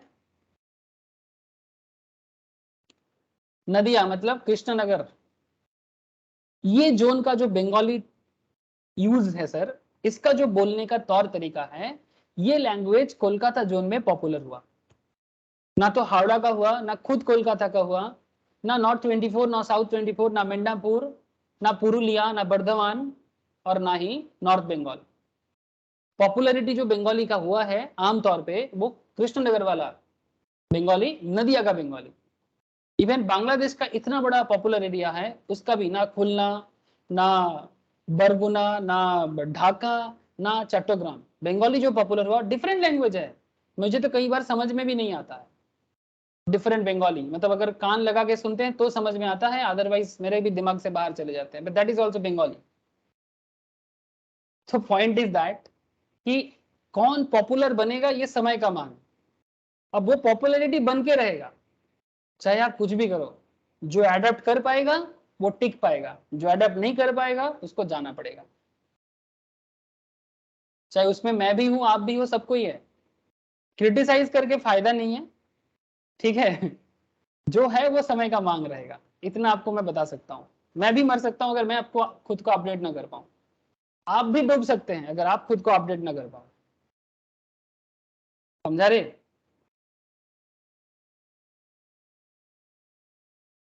ऋषभ, হ্যাঁ স্যার বুঝতে পেরেছি। तो बांग्ला भाषा पढ़िएगा, तो उसमें अल्टीमेटली वही इसी पर्टिकुलर मैटर में बात किया गया है। अच्छा सर, सर हमें इनकम टैक्स के अंदर कुछ इंपॉर्टेंट डेफिनेशन याद करना पड़ेगा सर। याद, हाँ याद करना पड़ेगा। टैक्स लॉ है ना, एग्जाम में डेफिनेशन सेक्शन वाइज पूछ लेते हैं, तब क्या करोगे? तो you have to understand SSC कौन है, असेसमेंट क्या है, पर्सन कौन है, इनकम क्या है। पर्सन मतलब इंग्लिश का पर्सन नहीं, ठीक है, इनकम टैक्स का पर्सन। 7 पर्सन के बारे में डिस्कशन करेंगे। इनकम क्या है, what is income. Sir income tax में इनकम क्या है, हाँ ऑब्वियसली जो कमाते हैं वही इनकम है क्या, हाँ ऑब्वियसली वही है, पर थोड़ा मॉडिफाइड वे में। सर इंडिया क्या है, व्हाट इज भारत। क्या बात करते हो सर, भारत जियोग्राफी क्लास थोड़ी है कि आप भारत समझाओगे। अरे मैं थोड़ी समझा रहा हूँ, इंस्टीट्यूट इनकम टैक्स एक्ट आपको बता रहा है, आपको भारत समझना पड़ेगा। What is India. Sir assessment year and also previous year, very very important, ठीक है। सर समझाओ, अरे समझाते रुको, पहले एक एक चीज बता दो दे। सर और आपको इनकम टैक्स में क्या जानना चाहिए, चार्ज ऑफ इनकम टैक्स मतलब क्या, इनकम टैक्स कब चार्ज किया जाता है, that is called charge of income tax. और है रेट ऑफ इनकम टैक्स, मतलब रेट क्या चलता है, ये काफी चेंज होता है सर, ऑलवेज चेंजिंग। आप ऐसे सोच सकते हो, अब सरकार का मन हुआ तो फिक्स रख सकता है, बट ऑलवेज वैरी करता है, अपडेट रहना चाहिए every year. Every financial year जब फाइनेंस मिनिस्टर ऑफ इंडिया भाषण देते हैं बजट में, तब आपको रेट का अपडेट ले लेना चाहिए। एवरी ईयर कौन से मंथ में आता है रे फाइनेंशियल बजट, जनवरी के एंड पे ना, ये फेब्रुवरी, जनवरी फरवरी के बीच में आता है, 29 जैन को मोस्ट प्रोबेबली। फरवरी के स्टार्टिंग या जनवरी के एंड में बजट पेश होता है, ठीक है। तो यू मस्ट बी रेडी कि रेट ऑफ टैक्स क्या चल रहा है, इसका अपडेट ले लीजिएगा। क्या आप लोग खबर रखते हो सर, ऑलरेडी बहुत लोग रखता है, नो आई नो, बोलो।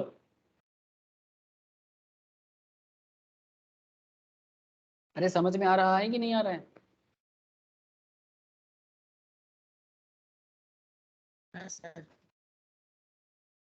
बेसिक कॉन्सेप्ट के अंदर मैंने आपको सारा चीज का क्या किया, बेसिकली ओवरव्यू दी कि आपको क्या जानना चाहिए इनकम टैक्स में। सर एक्चुअली अभी ये सब जो जो बात मैंने किया ना, ये सब एक एक चैप्टर है, ठीक है, जो पूरा इनकम टैक्स मैट को रेडी कर देता है या फिर इनकम टैक्स लॉ को बनाता है, ठीक है। मार्केट में इनकम टैक्स लॉ का किताब भी खरीदोगे, आपको यही सब चीज उसमें लिखा रहता है, ठीक है। इंस्टीट्यूट का किताब भी देखोगे, यही सब चीज लिखा हुआ है, चाहे सीए का देख लो, चाहे सीएस का देख लो, चाहे सीएमए का देख लो, ठीक है, जहां मर्जी वहां देख लो। अब धीरे धीरे गहराई में जाना पड़ेगा, चलो गहराई में चलते हैं। What is the meaning of tax? Let us begin understanding the meaning of tax. Taxes are considered to be the cost of living in a society. पहले ही बोल दिया आपको, cost of living in a society. Taxes are divided by the governments to meet the common welfare expenditure of the society. There are two type of taxes, direct tax as well as indirect tax. Starting में मैं ये सब बात ही कर रहा था ना। Direct tax क्या है, बस डेफिनेशन देख लेते हैं ना। If tax is levied directly on the income और वेल्थ ऑफ ए पर्सन, अगर आपके इनकम पे या फिर आपके वेल्थ में डायरेक्टली टैक्स लगाया जा रहा है, then it is a direct tax. The person who pays the tax to the government cannot recover it from somebody else. The person who pays the tax to the government cannot recover from somebody else. ठीक है, जो सरकार को direct tax पे करता है वो उसको रिकवर नहीं कर सकता। That is the burden of A tax cannot be shifted. Tax का बर्डन आप किसी पे शिफ्ट नहीं कर सकते, जैसे कि इनकम टैक्स, आपका इनकम टैक्स आप पे रहेगा, लेकिन क्या बर्डन ऑफ टैक्स शिफ्ट होता है, हाँ सर, इनडायरेक्ट टैक्सेस में होता है। मतलब आपका इनकम टैक्स आप किसी को शिफ्ट नहीं कर सकते, तो burden of tax cannot be shifted in income tax, but burden of tax can be shifted in indirect tax. How? In GST this is possible. If tax is levied on the price of a good or service, GST किस पे लगाया जाता है, goods के दाम पे या service के चार्ज पे, है ना, सर्विस के ऊपर। जैसे 18% जीएसटी, 12% जीएसटी, 5% जीएसटी, ऐसे आप लोग देखते हो। Then it is an indirect taxes. बहुत लोग, आप में से बहुत लोग हैं जो ऑलरेडी जीएसटी का भी क्लास कर रहे हैं।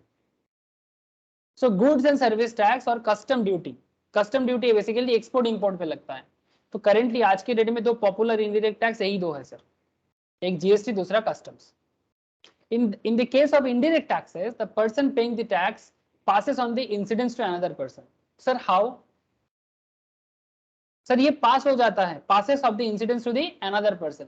कैसे होता है, कैसे आप इंडायरेक्ट टैक्स को पास कर सकते हो, बता सकता है कोई? क्या मार्केट नॉलेज है? ওই তো স্যার যেটা ওরা যে গভর্নমেন্টকে ট্যাক্স দেয় সেটাই ওরা যে প্রাইসের সাথে অ্যাড করে আমাদের কাছ থেকে নেয়। हाँ, you can say that, very good sir. लेकिन इसको थोड़ा सा अगर मैं जर्नी दिखाऊं, 3-4 आपको बिजनेस सिनेरियो समझना पड़ेगा। सबसे पहले अगर मैं मैन्युफैक्चरर को दिखा सकता हूँ, बिजनेस का स्टार्टिंग मैन्युफैक्चरर से, फिर मैन्युफैक्चरर से आप डीलर के पास पहुंचो, डीलर से आप रिटेलर के पास पहुंचो, और रिटेलर से आप कस्टमर के पास पहुंचो। Point to be noted sir, ध्यान से सुनिएगा, लिखने का जरूरत अभी नहीं है, ये जीएसटी क्लास में समझाया जाता है प्यार से। ये जो मैं बोल रहा हूँ ये जीएसटी क्लास में प्यार से समझा जाता है, so don't worry for that. जब जीएसटी करोगे डिटेल्स में सीख लोगे, अगर कर चुके हो तो बहुत अच्छा है। सर मानो कि मैन्युफैक्चरर ने 100 रुपीज का कोई प्रोडक्ट बनाया, अभी 100 का प्रोडक्ट पे ये टैक्स लगाएगा, और टैक्स किसके घर में जमा करेगा? गवर्नमेंट ऑफ इंडिया के घर में या स्टेट गवर्नमेंट के घर में, जो भी है। अब एक ही गवर्नमेंट लेके चलते हैं। सर 100 का प्रोडक्ट अगर मैं 10% फॉर अंडरस्टैंडिंग टैक्स मानता हूं, तो 100 का 10% कितना है? 10 टका। अब डीलर यही प्रोडक्ट 100 का चीज कितना दिया, ये जो टैक्स है ये जो 10 टका है, ये किससे कलेक्ट किया जाएगा? डीलर से। कौन कलेक्ट करेगा? मैन्युफैक्चरर कलेक्ट करेगा, और फिर कलेक्ट करके सरकार के घर में जमा करेगा, दिस 10 रुपीज। डीलर यही प्रोडक्ट 100 में परचेज किया, उसमें कुछ वैल्यू एडिशन करेगा, से फॉर एग्जांपल 20 रुपीज ऐड किया, तो डीलर के लिए जो सेल प्राइस हुआ 120, इसके ऊपर डीलर 10% टैक्स लगाएगा। कितना हुआ 120 का 10%? 12 सर, है ना? अब डीलर ये प्रोडक्ट रिटेलर से, ये 12 टका किससे लिया? डीलर रिटेलर से लिया। पॉइंट बी नोटेड सर, अभी खत्म नहीं हुआ। मैन्युफैक्चरर से डीलर पे गए, डीलर से रिटेलर पे गए। अब रिटेलर ये प्रोडक्ट 120 में खरीदा था, इसमें कुछ वैल्यू एडिशन कर दिया, से फॉर एग्जांपल 30, ठीक है? तो इसका दाम हो गया 150। अब 150 पे 10% लगा देगा। ये 10% टैक्स कौन देगा? कस्टमर देगा। कितना? 150 का 10%, 15। Point to be noted sir. लेकिन अभी गवर्नमेंट क्या बोलता है, ध्यान से सुनना। जब मैन्युफैक्चरर ने डीलर को 100 का प्रोडक्ट सेल किया तो 10% टैक्स हुआ। सरकार बोल रहा है 10 टका दो, तो मैन्युफैक्चरर सरकार को 10 टका दे दिया। अब जब मैन्युफैक्चरर डीलर को दिया, डीलर जब रिटेलर को बेच रहा है, तो डीलर का 12 टका का टैक्स हुआ था, मतलब कलेक्शन हुआ था। सरकार बोल रहा है कि भाई 12 टका दो। Point to be noted sir. Government बोल रहा है 12 टका दो टैक्स, तब डीलर बोलता है ना ना ना ना ना, 12 टका नहीं देंगे। क्यों? 10 टका क्रेडिट है, आईटीसी है, इनपुट टैक्स क्रेडिट कहते हैं इसको। ये जीएसटी में होता है सर, बड़ा ही पॉपुलर कॉन्सेप्ट है। जो लोग जीएसटी क्लास ऑलरेडी कर चुके हो या कर रहे हो उनको पता है, जो बाद में जीएसटी सीखेगा उनको तब सिखाया जाएगा। 12 से 10 हट गया तो कितना होता है? 2। तो 10 टका का क्रेडिट है डीलर का, अभी सरकार के घर में सिर्फ 2 टका ही जमा करेगा। जब रिटेलर को बोला जा रहा है कि भाई 15 टका दो, तो रिटेलर बोल रहे हैं ना ना ना, 15 नहीं देंगे। क्यों? क्योंकि ऑलरेडी वो 12 टका टैक्स देके रखा था। तो 15 से 12 गया तो कितना होता है? 3। तो 10 + 2 + 3, पूरा टैक्स का बर्डन शिफ्ट किस पे हुआ?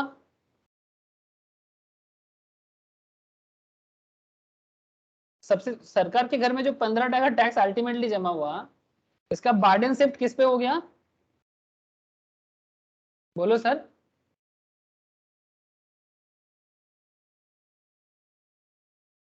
कस्टमर पे। समझ में नहीं आया क्या? हेलो, क्या आप लोगों को समझ में नहीं आया? बताओ सर। हाँ ना, कुछ तो बोलो।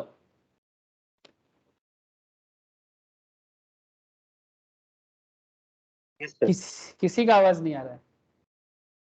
कनेक्टेड हो आप लोग? समझ में आया आप लोगों को? हाँ यस सर। सर। तो आप लोगों ने देखा सर किस तरह से टैक्स का बर्डन एक के बाद शिफ्ट हुआ। सारा बर्डन एक ने लिया, दैट इज कस्टमर। लेकिन कस्टमर तब सारा बर्डन आने से पहले मैन्युफैक्चरर ने डीलर पे शिफ्ट किया था, डीलर ने रिटेलर पे शिफ्ट किया था, रिटेलर ने कस्टमर पे शिफ्ट किया था। तो टैक्स बर्डन शिफ्ट हो रहा है कि नहीं हो रहा है? लेकिन इनकम टैक्स में ऐसा नहीं होता। Point to be noted sir.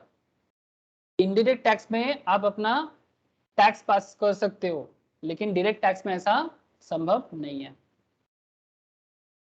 आपका टैक्स आपको ही देना है, ठीक है?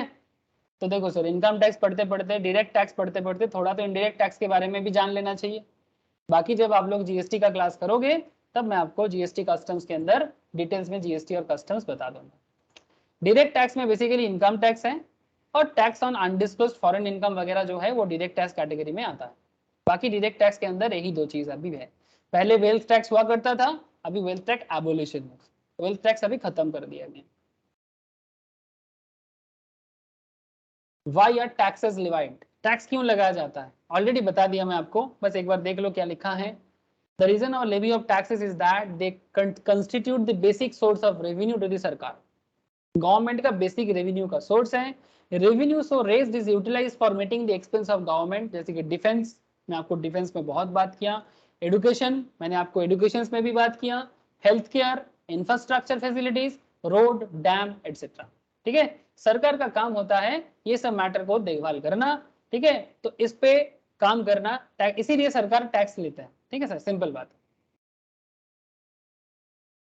Sir power to levy taxes, constitution of India, sir बहुत इंपॉर्टेंट बात पढ़ने जा रहे हैं, एमसीक्यू क्वेश्चंस में बहुत पूछता है, तो ध्यान से सुनिएगा। टैक्स लेवी करने का कॉन्स्टिट्यूशन में क्या बोला है, मतलब संविधान टैक्स के बारे में क्या बोला है, ठीक है, इनकम टैक्स के बारे में। मतलब हम लोग टैक्स के बारे में इतना बात कर रहे हैं और आज के डेट में हमारे देश में एवरीथिंग एज पर कॉन्स्टिट्यूशन, जो अंबेडकर साहब ने लिख के गया था और समय के साथ साथ जो अमेंडमेंट भी होता गया, ठीक है। The constitution of India in article 265, article 265 point याद रखिएगा, as a income tax expert you must remember this things, lays down that no tax shall be levied or collected except by authority of law। सरकार के permission के बिना ना तो tax लिया जा सकता है और ना ही कलेक्ट किया जा सकता। According for levy of any tax a law needs to be framed by the government. Tax कौन फ्रेम करेगा? गवर्नमेंट करेगा। Constitution of India gives the power to levy and collect tax whether direct or indirect to the central or state government। The parliament and state legislatures are empowered to make laws on the matters enumerated in the 7th schedule by the virtue of article 246 of the constitution of India। ठीक है, the parliament and state legislatures are empowered to make laws on the matters enumerated in the 7th schedule। 7th schedule याद रखिएगा sir, 7th schedule में बोला by virtue of article 246 of the constitution of India। ठीक है, तो article 265 में बोला कि भाई सरकार के बिना आप कुछ नहीं कर सकते, और आर्टिकल 246 में बोला कि कैसे आप ले सकते हैं, और कौन से शेड्यूल में बोला वो भी बता दिया। So 7th schedule to article 246 contains 3 list, 3 list है सर इसमें, which enumerate the matters under which parliament and state legislatures have the authority to make laws for the purpose of levy of taxes। Sir 3 list है सरकार, मतलब constitution में article 246 में 3 list के बारे में बोला गया टैक्स लेने के लिए। एक है यूनियन लिस्ट, दूसरा है स्टेट लिस्ट, तीसरा है कॉन्करेंट लिस्ट। कॉमन नॉलेज है ये सब, basic knowledge, general knowledge is also. सरकारी एग्जाम का तैयारी करोगे तब भी जानना पड़ता है, ठीक है। और इनकम टैक्स तो ऐसे ही, अगर आज के डेट में अगर आप IRS बनना चाहते हो, Indian revenue service, Indian accounting service, IAS accounting का बात कर रहे हैं, इंडियन सेक्रेटरियल सर्विस ISC, ठीक है, इंडियन कॉस्ट अकाउंटेंट सर्विस, ठीक है, अगर आप ये सब भी पढ़ने जाओगे और आप बेसिक लेवल में आईएएस भी बनने जाते हो तो भी, मतलब आईएएस नॉर्मली बहुत पॉपुलर माना जाता है, बट आईएएस कैटेगरी में भी और भी कुछ कैटेगरीज है जिसमें आप लोग जा सकते हो, जैसे कि revenue, accounts, cost and secretary. ठीक है, ये सब आप लोगों के लिए जगह है सर। सीएस सीएमए के लिए बनता है, जिसका ऑब्जेक्टिव हाई है वो जा सकते हैं, मतलब टॉप मोस्ट ऑब्जेक्टिव के साथ जो अपने आप को बनाना चाहता है। बोल देते हैं सर, नहीं तो बोलोगे सर आपने बोला नहीं, है ना, कि हम लोग भी आईआरएस बन सकते हैं। हाँ, आप ही लोग तो बन सकते हो ना। रेवेन्यू सर्विस और कौन जा सकता है? एडमिनिस्ट्रेटिव सर्विस में कौन जा सकता है, मतलब सॉरी अकाउंटिंग सर्विस में कौन जा सकता है? सेक्रेटरियल सर्विस या कॉस्ट सर्विस में कौन जा सकता है? आप ही लोग जा सकते हैं। आपका ही वो नॉलेज का एरिया है, एक्सपर्टीज है, पहले आप, बाकी लोग बाद में। ठीक है, अगर आप करते हो तो इंटरव्यू क्रैक करने में और एग्जाम क्रैक करने में आपको बहुत हेल्प करो। सीएस सीएमए बनने के बाद आप लोग जैसे ही यूपीएससी देना चाहोगे, आप लोग के लिए ये सब रास्ता हायर लेवल जाने के लिए, मतलब गवर्नमेंट में हाई पोस्ट पाने के लिए आपके लिए जगह बना हुआ है। तो union list, state list, concurrent list. Sir, parliament has the exclusive power to make laws on matters content in union list. State list क्या है? The legislature of any state has the exclusive power to make laws on the matter contained in the state list. Sir, what is concurrent list? Both parliament and state legislature have the power to make laws on the matter contained in the concurrent list. मतलब जब state और parliament दोनों मिला के, state legislature and parliament दोनों मिला के कोई लॉ बनाते हैं तो उसको कॉन्करेंट लिस्ट बोलते हैं। बाकी यूनियन का एक अलग और स्टेट का एक अलग। ठीक है सर, और एक वेरी वेरी इंपॉर्टेंट बात, बार बार बोल रहा हूँ, ये सबसे शॉर्ट क्वेश्चंस बड़ा पॉपुलर माना जाता है, कुछ भी पूछ सकते हैं। Income tax is the most significant direct tax. Entry 82 of the union list 1 in 7 schedule of Article 246 of the Constitution of India has given the power to the Parliament to make laws on taxes on income other than agriculture. आपको पहले ही बोला था starting में जब समझा रहा था कि एग्री इनकम टैक्स के बाहर है, लेकिन हाँ एक सर्टेन लिमिट तक। एक कॉन्सेप्ट आता है रूल ऑफ पार्शियल इंटीग्रेशन, जब मैं आपको एग्रीकल्चर इनकम बताऊंगा तब आपको मैं बता दूँ। ठीक है, income which do not form part of total income के अंदर बताया जाएगा। सेक्शन 10 का एरिया है, डिस्कस करेंगे तो बताएंगे। तो क्या बताया सर, एंट्री 82 यूनियन लिस्ट में क्या बताया गया है कि भाई एग्रीकल्चरल इनकम को छोड़ के बाकी इनकम टैक्स में सभी कुछ आएगा। To make laws on taxes and income other than agriculture income. Entry 82 of the union list में इसके बारे में बोला गया। Sir, overview of the income tax law. Second,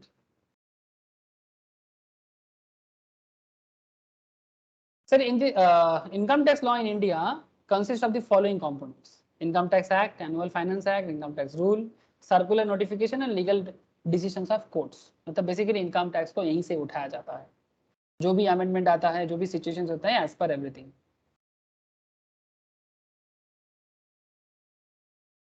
sir, income tax act में क्या बोला है? The levy of income tax in India is governed by the income tax act 1961।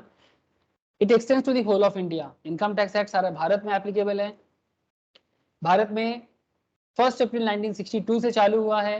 It contains the section 1 to 298 and schedule of 1 to 40। इसमें 1 से लेके 298 section income tax act के अंदर, और इसमें 1 से लेके 14 तक 1 तक इसका शेड्यूल्स है। इस सेक्शन में have subsections or clause and subclauses. When each part of the section is independent of each other and one related to each other, such part are called clause. Sir, clause क्या है ये भी बता दें। When each part of the section is independent of each other and one is not related with other, such part is called a clause. मतलब एक दूसरे से इंडिपेंडेंट है बट एक दूसरे से रिलेटेड, मतलब डायरेक्ट रिलेशन भी नहीं है, तो उसको क्लॉज कहेंगे। Subsections on the other hand refers to such part of sections where each part is related with other and all subsections taken together completes the concept propounded in that section। तो ये basic law का matter है sir. Section किसको बोलते हैं, subsection किसको बोलते हैं और क्लॉज किसको बोलते हैं, मैंने आपको थोड़ा बता दिया। यहाँ पर एक एग्जांपल दिया, the clause of section 2 define the meaning of terms used in the income tax act 1961। Clause 1A defines agricultural income and clause 1B defines amalgamations and so on. Each one of them is independent of other clause of the same section. Section 2 का ही अलग अलग क्या है, section 2 का ही अलग अलग clause है। Section 2 में इनकम टैक्स एक्ट में सेक्शन 2 में डिफाइन किया गया 1A में एग्रीकल्चर, क्लॉज 1B में अमलगामेशन। समझ में आ रहा है सर? तो सेक्शन के अंदर अलग अलग क्लॉज है, लेकिन दोनों क्लॉज अलग है, रिलेटेड नहीं है। अमलगामेशन अलग कॉन्सेप्ट, एग्रीकल्चर अलग concept. Similarly, the clause of section 10 contains the exemption in respect of certain income, like clause 1 provides for exemptions for agricultural income and clause 2 provides for exemption of share income of member of Hindu undivided family. तो तब section 10 जो आपको मैं बोला ना अभी कुछ देर पहले कि एक चैप्टर आएगा sir, income which do not form part of total income, तो उसमें ये बात कर रहे हैं कि section 10 contain exemptions respect of certain income. जैसे क्लॉज 1 बताते हैं एग्रीकल्चर इनकम के एग्जाम के बारे में, क्लॉज 2 बताता है हिंदू अनडिवाइडेड फैमिली में जो लोग मेंबर होता है, ठीक है, उनके मेंबर के हाथ में इनकम टैक्स एग्जेम्प्टेड होता है, जिनको को पर्सनल भी कहा जाता है। तो दोनों अलग मैटर हो गया, लेकिन दोनों एग्जेम्पशन कैटेगरी में बात करें तो इस तरह से क्लॉज को, ये सॉरी सबसेक्शंस को लाया जाता है, ठीक है, क्लॉज को लाया जाता है। तो ये बेसिकली क्लॉज, सेक्शन, सबसेक्शंस को पढ़ने का एक तरीका है, ठीक है। बाकी जैसे जैसे आप धीरे धीरे पढ़ते जाओगे आपको सारा मैटर धीरे धीरे समझ में आता जाएगा। सर मैं आपको ये नोट शेयर करता हूँ बेसिक्स का, नेक्स्ट क्लास में मैं आपको ये बाकी जो इसका, आज एक्चुअली मैं आपको इनकम टैक्स का ना आइडिया जनरेट करने के लिए काम किया। नेक्स्ट दिन मैं आपको सर रेसिडेंशियल मैटर में बात करूंगा, ठीक है, रेसिडेंशियल स्टेटस इनकम टैक्स के अंदर पर्सन के बारे में बात करूंगा, रेसिडेंट कौन है, डीम्ड रेसिडेंट कौन है, नॉन रेसिडेंट कौन है, ठीक है, इसके बारे में बात करूंगा। बहुत वाइटल एरिया है, अगर आप रेसिडेंट नॉन रेसिडेंट का फर्क नहीं कर पाओगे, ROR एंड RNOR का फर्क नहीं कर पाओगे तो इनकम टैक्स अधूरा रह जाएगा, ठीक है। ROR and RNOR it's very very important part. फिर हेड्स ऑफ इनकम तो है ही, मैं आपको पर्सन के बारे में भी बताऊंगा, ठीक है। पर्सन कहाँ चला गया, 7 पर्सन के बारे में इनकम टैक्स बात करता है, ठीक है। जैसे एसएससी कौन है, पर्सन, ये देखो सर, ठीक है, it's very important part. Section 2 subsection 31 person के बारे में बताते हैं। इनकम टैक्स में आपको पर्सन समझना भी बहुत जरूरी है सर। इनकम टैक्स डिपार्टमेंट आज के डेट में इतने पर्सन को एसएससी मानते हैं। सर एसएससी का क्या जरूरत है, ठीक है सर, एसएससी का जरूरत ये हो जाता है कि बिना एसएससी का डिपार्टमेंट टैक्स किससे लेगा। एसएससी वो होते हैं जिसका इनकम टैक्स कैलकुलेट होता है, ठीक है, जिसका इनकम टैक्स कैलकुलेट होगा वो एसएससी है। जैसे कि सिंपल तरीके से इंडिविजुअल एसएससी है, Hindu undivided family, sir Hindu include Jain, Sikh, Buddhist etcetera, ठीक है, स्पेशली जैन, सिख, बुद्धिस्ट का संख्या बहुत ही कम है। मतलब इसमें इस्लाम को नहीं लिया गया। सर कोई भेदभाव है क्या? नहीं सर, इसमें कोई भेदभाव नहीं है। संविधान भेदभाव करके थोड़ी ना लिखेगा। एक्चुअली ये इस्लाम को रेस्पेक्ट करने के लिए दिया गया था। क्या रेस्पेक्ट है सर इसमें? सर इस्लाम का कुछ पर्सनल रूल्स हैं, ठीक है, जो इस्लाम फॉलो करना चाहता था। जो इस्लामिक बोर्ड वगैरह है, ठीक है, उनको कुछ पर्सनल लॉ को मान के चलना था। तो इनकम टैक्स मैटर में जो जॉइंट फैमिली बिजनेस होता है basically, point to be noted sir. Sir चर्चा करना है तो खुल के ही करना पड़ेगा थोड़ा बहुत, है ना। अब आधा अधूरा बात थोड़ी कर सकते हैं, रट लो, रटने से तो ठीक है, लेकिन मन में सवाल होना चाहिए भाई, हिंदू अनडिवाइडेड फैमिली है तो मुस्लिम अनडिवाइडेड फैमिली में क्या प्रॉब्लम है? ऐसे अगर एक बताओ सर आपको, मुस्लिम में अनडिवाइडेड फैमिली का संख्या बहुत ज्यादा है। मतलब जॉइंट फैमिली कॉन्सेप्ट में मुस्लिम, मेरे हिसाब से मैं जितना देखता हूँ आज के डेट में, हिंदू फैमिली न्यूक्लियर हो जा रहा है, बट मुस्लिम फैमिली में जॉइंट कॉन्सेप्ट आज भी बहुत ज्यादा दिखता हूँ। मतलब भाईचारे मुस्लिम कम्युनिटी के बीच में बहुत अच्छा, बहुत अच्छा, मतलब सीखना चाहिए। इतना अच्छा भाईचारा उनके बीच में, चाहे वजह रीजन कुछ भी हो, भाईचारा बहुत अच्छा है। हिंदुओं को भी सीखना चाहिए। मतलब हिंदुओं को, मतलब मेरा कहने का मतलब है जो आज के डेट में मॉडर्न कॉन्सेप्ट में जीने वाला कॉन्सेप्ट में जो बचते हैं ना सर, ऐसे संख्या बहुत कम हो गया है। जॉइंट फैमिली धीरे धीरे खत्म हो रहा है, जितना है वो भी खत्म होने के कगार में है। मतलब आज ही अलग हो जाए तो अच्छा है, ऐसा हालत है। घर का अंदर का बात कर रहा हूँ, आज ही अलग हो जाए तो पेशेंस खत्म हो जा रहा है लोगों का, ठीक है, कोई किसी का नहीं सुनेगा। बड़ा भाई ভালো, हाँ बोलो सर। মুসলিমদের ভাইচারাটা খুব ভালো। हाँ सर, मतलब अपने बीच में जॉइंट फैमिली कॉन्सेप्ट, सीरियसली मैं जितना देखा, मेरा एक्सपीरियंस बता रहा हूँ, ठीक है, मतलब अपने बीच में दे रियली हैव, मतलब एक जॉइंट कॉन्सेप्ट में, मतलब जैसे होता है ना दो चार भाई एक साथ बहुत ज्यादा दिखता है कॉम्पेरेटिवली, मतलब जितना है। ওরা নাকি মারা নিজেদের মধ্যে মারা हाँ हाँ बोलो। নিজেদের মধ্যে মারামারি করে। नहीं वैसा बात, वो मारा मारी अलग कॉन्सेप्ट में होता है, वो हर एक फैमिलीज वगैरह में हो सकता है। मैं मारा मारी का बात नहीं कर रहा हूँ, ठीक है। बेसिकली मैं बोल रहा हूँ कि जॉइंट में रहने का वाला बात, ठीक है, कि वी आर जॉइंट, ठीक है। हमारे आजकल क्या है ना, सो कॉल्ड सोसाइटी में क्या देख रहे हैं हम लोग आजकल, ठीक है। आजकल हम लोग ऐसे देखते हैं कि जैसे फैमिली फैमिली अलग हो जा रहे हैं, ठीक है। दो चार भाई हैं सब अलग, ठीक है, चूल्हा अलग, खाना अलग बनेगा, ऐसा टाइप का खत्म हो गया एक तरह से। मेरे मेरे मैटरनल साइड में भी जॉइंट फैमिली में देखा बचपन में, फिर धीरे धीरे अलग हो गया सब। इवन पहले 3 दादू अलग हुआ, फिर 11, मतलब दादू का 3 दादू का टोटल 10-11 बच्चे थे, मतलब मामा थे, वो लोग भी अलग अलग हो गया। अब वो 3-3 भाई भी अलग हो गया, मतलब 3-3 करके अगर रेशियो करोगे 3-3 भाई भी अलग हो गया, मतलब इस तरह से जॉइंट फैमिली एक तरह से खत्म हो रहा है। अच्छा, यहाँ पर HUF में जॉइंट फैमिली का मतलब सिंपल है कि जॉइंट फैमिली बिजनेस, जिसमें सिख एंड जैन को भी लॉ सिमिलर कैटेगरी में रखते हैं। सिर्फ मुस्लिम फैमिलीज, जॉइंट फैमिलीज को इस कॉन्सेप्ट में नहीं रखा गया, just because of personal law के कारण, ठीक है, और कोई इरादा नहीं था। तो दे आर ऑल्सो पर्सन, मतलब ये गवर्नमेंट क्या करता है ना, ये आइडेंटिफाई करने के लिए, तो इंडिविजुअल का आइडेंटिफाई हो गया, HUF का पर्सन का आइडेंटिफाई हो गया, कंपनी का आइडेंटिफाई हो गया, फार्म का आइडेंटिफाई हो गया, ठीक है। कंपनी मतलब कंपनी, फार्म मतलब पार्टनरशिप फार्म, AOP भी हुआ, वेरी गुड। इसके अंदर AOP मतलब BOI मतलब बॉडी ऑफ इंडिविजुअल, ठीक है। Association of person in the sense लोग मिलके, 4-5 इंडिविजुअल मिलके जब एक बॉडी बनता है, जैसे Durga Puja committee, Saraswati Puja committee, something like that, ठीक है। और एसोसिएशन ऑफ पर्सन मतलब 4-5 पर्सन मिलके मतलब एक इंडिविजुअल, एक HUF, एक फार्म, एक HUF, इस तरह का, ठीक है। मतलब ये लोग अगर प्लस प्लस होते होते, ये लोग पर्सन है ना, तो अगर इनका एक एसोसिएशन बनता है जिसमें एक इंडिविजुअल भी है, HUF भी है, कंपनी भी है, फार्म भी है, इनका एसोसिएशन को एसोसिएशन ऑफ पर्सन बोलेंगे। इसमें कोई 2 भी हो सकता है, कोई 1 भी हो सकता है, कोई 3 भी हो सकता है, कोई 4 भी हो सकता है। और इंडिविजुअल मतलब जब इंडिविजुअल 1+1+1+1+ ऐसे करके इंडिविजुअल का बनेगा, तो they are called body of individual. तो इनका भी रोजगार बहुत अच्छा होता है, इनके पास भी फंड आता है। तो AOP BOI को भी SSE पर्सन माना जाएगा, और पर्सन इसलिए क्योंकि उनका बाद में SSE कॉन्सेप्ट बनाना। लोकल अथॉरिटी में कौन आता है सर? सर लोकल अथॉरिटी में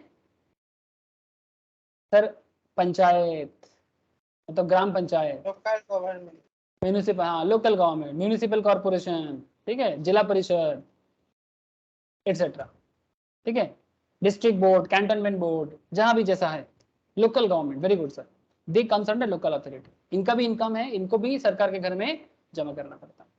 आर्टिफिशियल जूरिडिकल पर्सन, ये कौन है? हाँ, ये गॉड है सर, गॉड, ठीक है, भगवान, मंदिर, मस्जिद, ठीक है, आस्था का मैटर है, जहां पर मंदिर मस्जिद भगवान के नाम पे चलता है, ठीक है। तो मंदिर मस्जिद गिरजा का जो कॉन्सेप्ट बना हुआ है, उनपे भी बहुत इनकम आता है, डोनेशन आता है, तो इनको जो इनकम का प्रूफ देना पड़ता है, उनको भी गवर्नमेंट, तो আছে ना, हाँ बोलो, हाँ वो भी आ जाएगा, ठीक है, कोड वगैरह भी आ जाएगा, ठीक है, जिनको आर्टिफिशियल जूरिडिकल पर्सन अथॉरिटी के अंदर रखा जाता है, ठीक है, कोड वगैरह भी आ जाएगा, जो बेसिकली लॉ ने बनाया, ठीक है। तो एज पर लॉ उनको देखा जाएगा, उनका क्या इनकम है, उनको क्या डोनेशन मिल रहा है, उनको क्या इनकम हो रहा है, उनको क्या सब्सक्रिप्शन मिल रहा है, these are part of this part, ठीक है।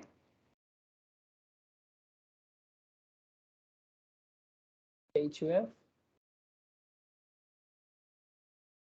Farm, body of individual, local authority, very good. क्या क्या है मैं और थोड़ा बता देता हूँ सर। कैटेगरी ऑफ पर्संस में DT, ठीक है, भगवान देवता जो भी है, बार काउंसिल जो ऋषभ ने बताया, universities are all some important examples of artificial juridical person, ठीक है। याद रहेगा, पहचान कौन हो रहा है सर, ये सब पहचान कौन, जानो ये लोग कौन है। जब तक पर्सन पहचानने में दिक्कत होगा तब तक इनकम टैक्स कैसे समझोगे, है ना। ओके, बस और क्या। अच्छा, हिंदू अनडिवाइडेड फैमिली के अंदर एक कॉन्सेप्ट काम करता है सर। इसमें भी दो स्कूल है, सामाजिक स्कूल है, एक दायभागा स्कूल और एक Mitakshara school. Sir Dayabhaga concept West Bengal Assam में चलता है और Mitakshara school rest of India except West Bengal and Assam में चलता है। क्या होता है सर यहाँ पर, ये हिंदू लॉ के हिसाब से इनकम टैक्स डिपार्टमेंट ने इसमें इंक्लूड करके रखा। हाँ, इसके जस्टिफिकेशन को लेके अभी बहुत सवाल उठ सकता है, मेरे को भी लगता है, किसी किसी को लगता है कि जो भी कॉन्स्टिट्यूशन में है सब कुछ एकदम सब सही है, ऐसा नहीं है सर, ठीक है। कॉन्स्टिट्यूशन में भी सवाल उठ सकता है, ऐसा बात नहीं। क्यों नहीं उठाएंगे सवाल, हाँ, डेमोक्रेटिक कंट्री में रह के आप सवाल जरूर कर सकते हो, हाँ, लेकिन उसको एक प्रॉपर वे से आप उस पर आगे निकलोगे। ऐसा नहीं कि सवाल उठा दिया, क्यों उठाया, जवाब देना पड़ेगा। कॉन्स्टिट्यूशन पे जो भी है वो सब कुछ एकदम हार्ड एंड फास्ट है, ऐसा बिल्कुल नहीं है। जरूरत के हिसाब से सरकार ने भी उसको बदला है, ठीक है। तो अच्छा, दायभागा स्कूल ऑफ हिंदू लॉ ये क्या बताते हैं, जो वेस्ट बंगाल एंड आसाम का कल्चर में देखा जाता है, ये बेसिकली सोशल नॉर्म्स है। Nobody acquires the right share in the property by birth. जन्म के साथ किसी को प्रॉपर्टी का राइट नहीं होता। As the head of the family is living, जब तक फैमिली का हेड जिंदा है तब तक as per HUF of Hindu law in Dayabhaga school West Bengal and Assam में देखता है, nobody acquires the right share in the property by birth as long as the head of the family is living. Thus the children do not acquire any right. आपके family के property में, अगर आप बंगाल में हो सर, अगर बंगाल में कोई मारवाड़ी, कोई बिहारी, कोई साउथ इंडियन बंगाल में रहते हैं 30 साल से, या बंगाल की कोर्ट में उनका प्रॉपर्टी का फैसला होगा तो सेम कॉन्सेप्ट लागू होगा, ठीक है। The children do not acquire any right share in the family property as long as his father is alive, and only on death of the father the children will acquire the right share in the property. Hence the father and his brother would be co-purchaser of the HUF. Sir तो फिर बाकी India में क्या चलता है, one acquires the right of the family property by his birth.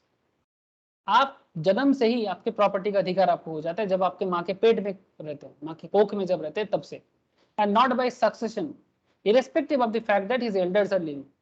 भले ही Elder जिंदा रहे फिर भी प्रॉपर्टी में उसका अधिकार आ जाता है जो अपने माँ के पेट में जैसे ही वो आ जाता है। Thus every child born in the family acquires a right or share in the family property. इसको लेके कंट्रोवर्सी बनाया जा सकता है, कौन सा सही है और कौन सा गलत। अगर आप मुझे पूछोगे कि सर आपके लिए कौन सा सही लग रहा है, सर आप लोगों को क्या लग रहा है, कौन सा ज्यादा सही लग रहा है। अब देखो ये झगड़ा का विषय हो सकता है, बट फिर भी आप लोगों से जस्ट वोट मांग रहा हूँ, आप लोगों को कौन सा लॉ ज्यादा ठीक लग रहा है।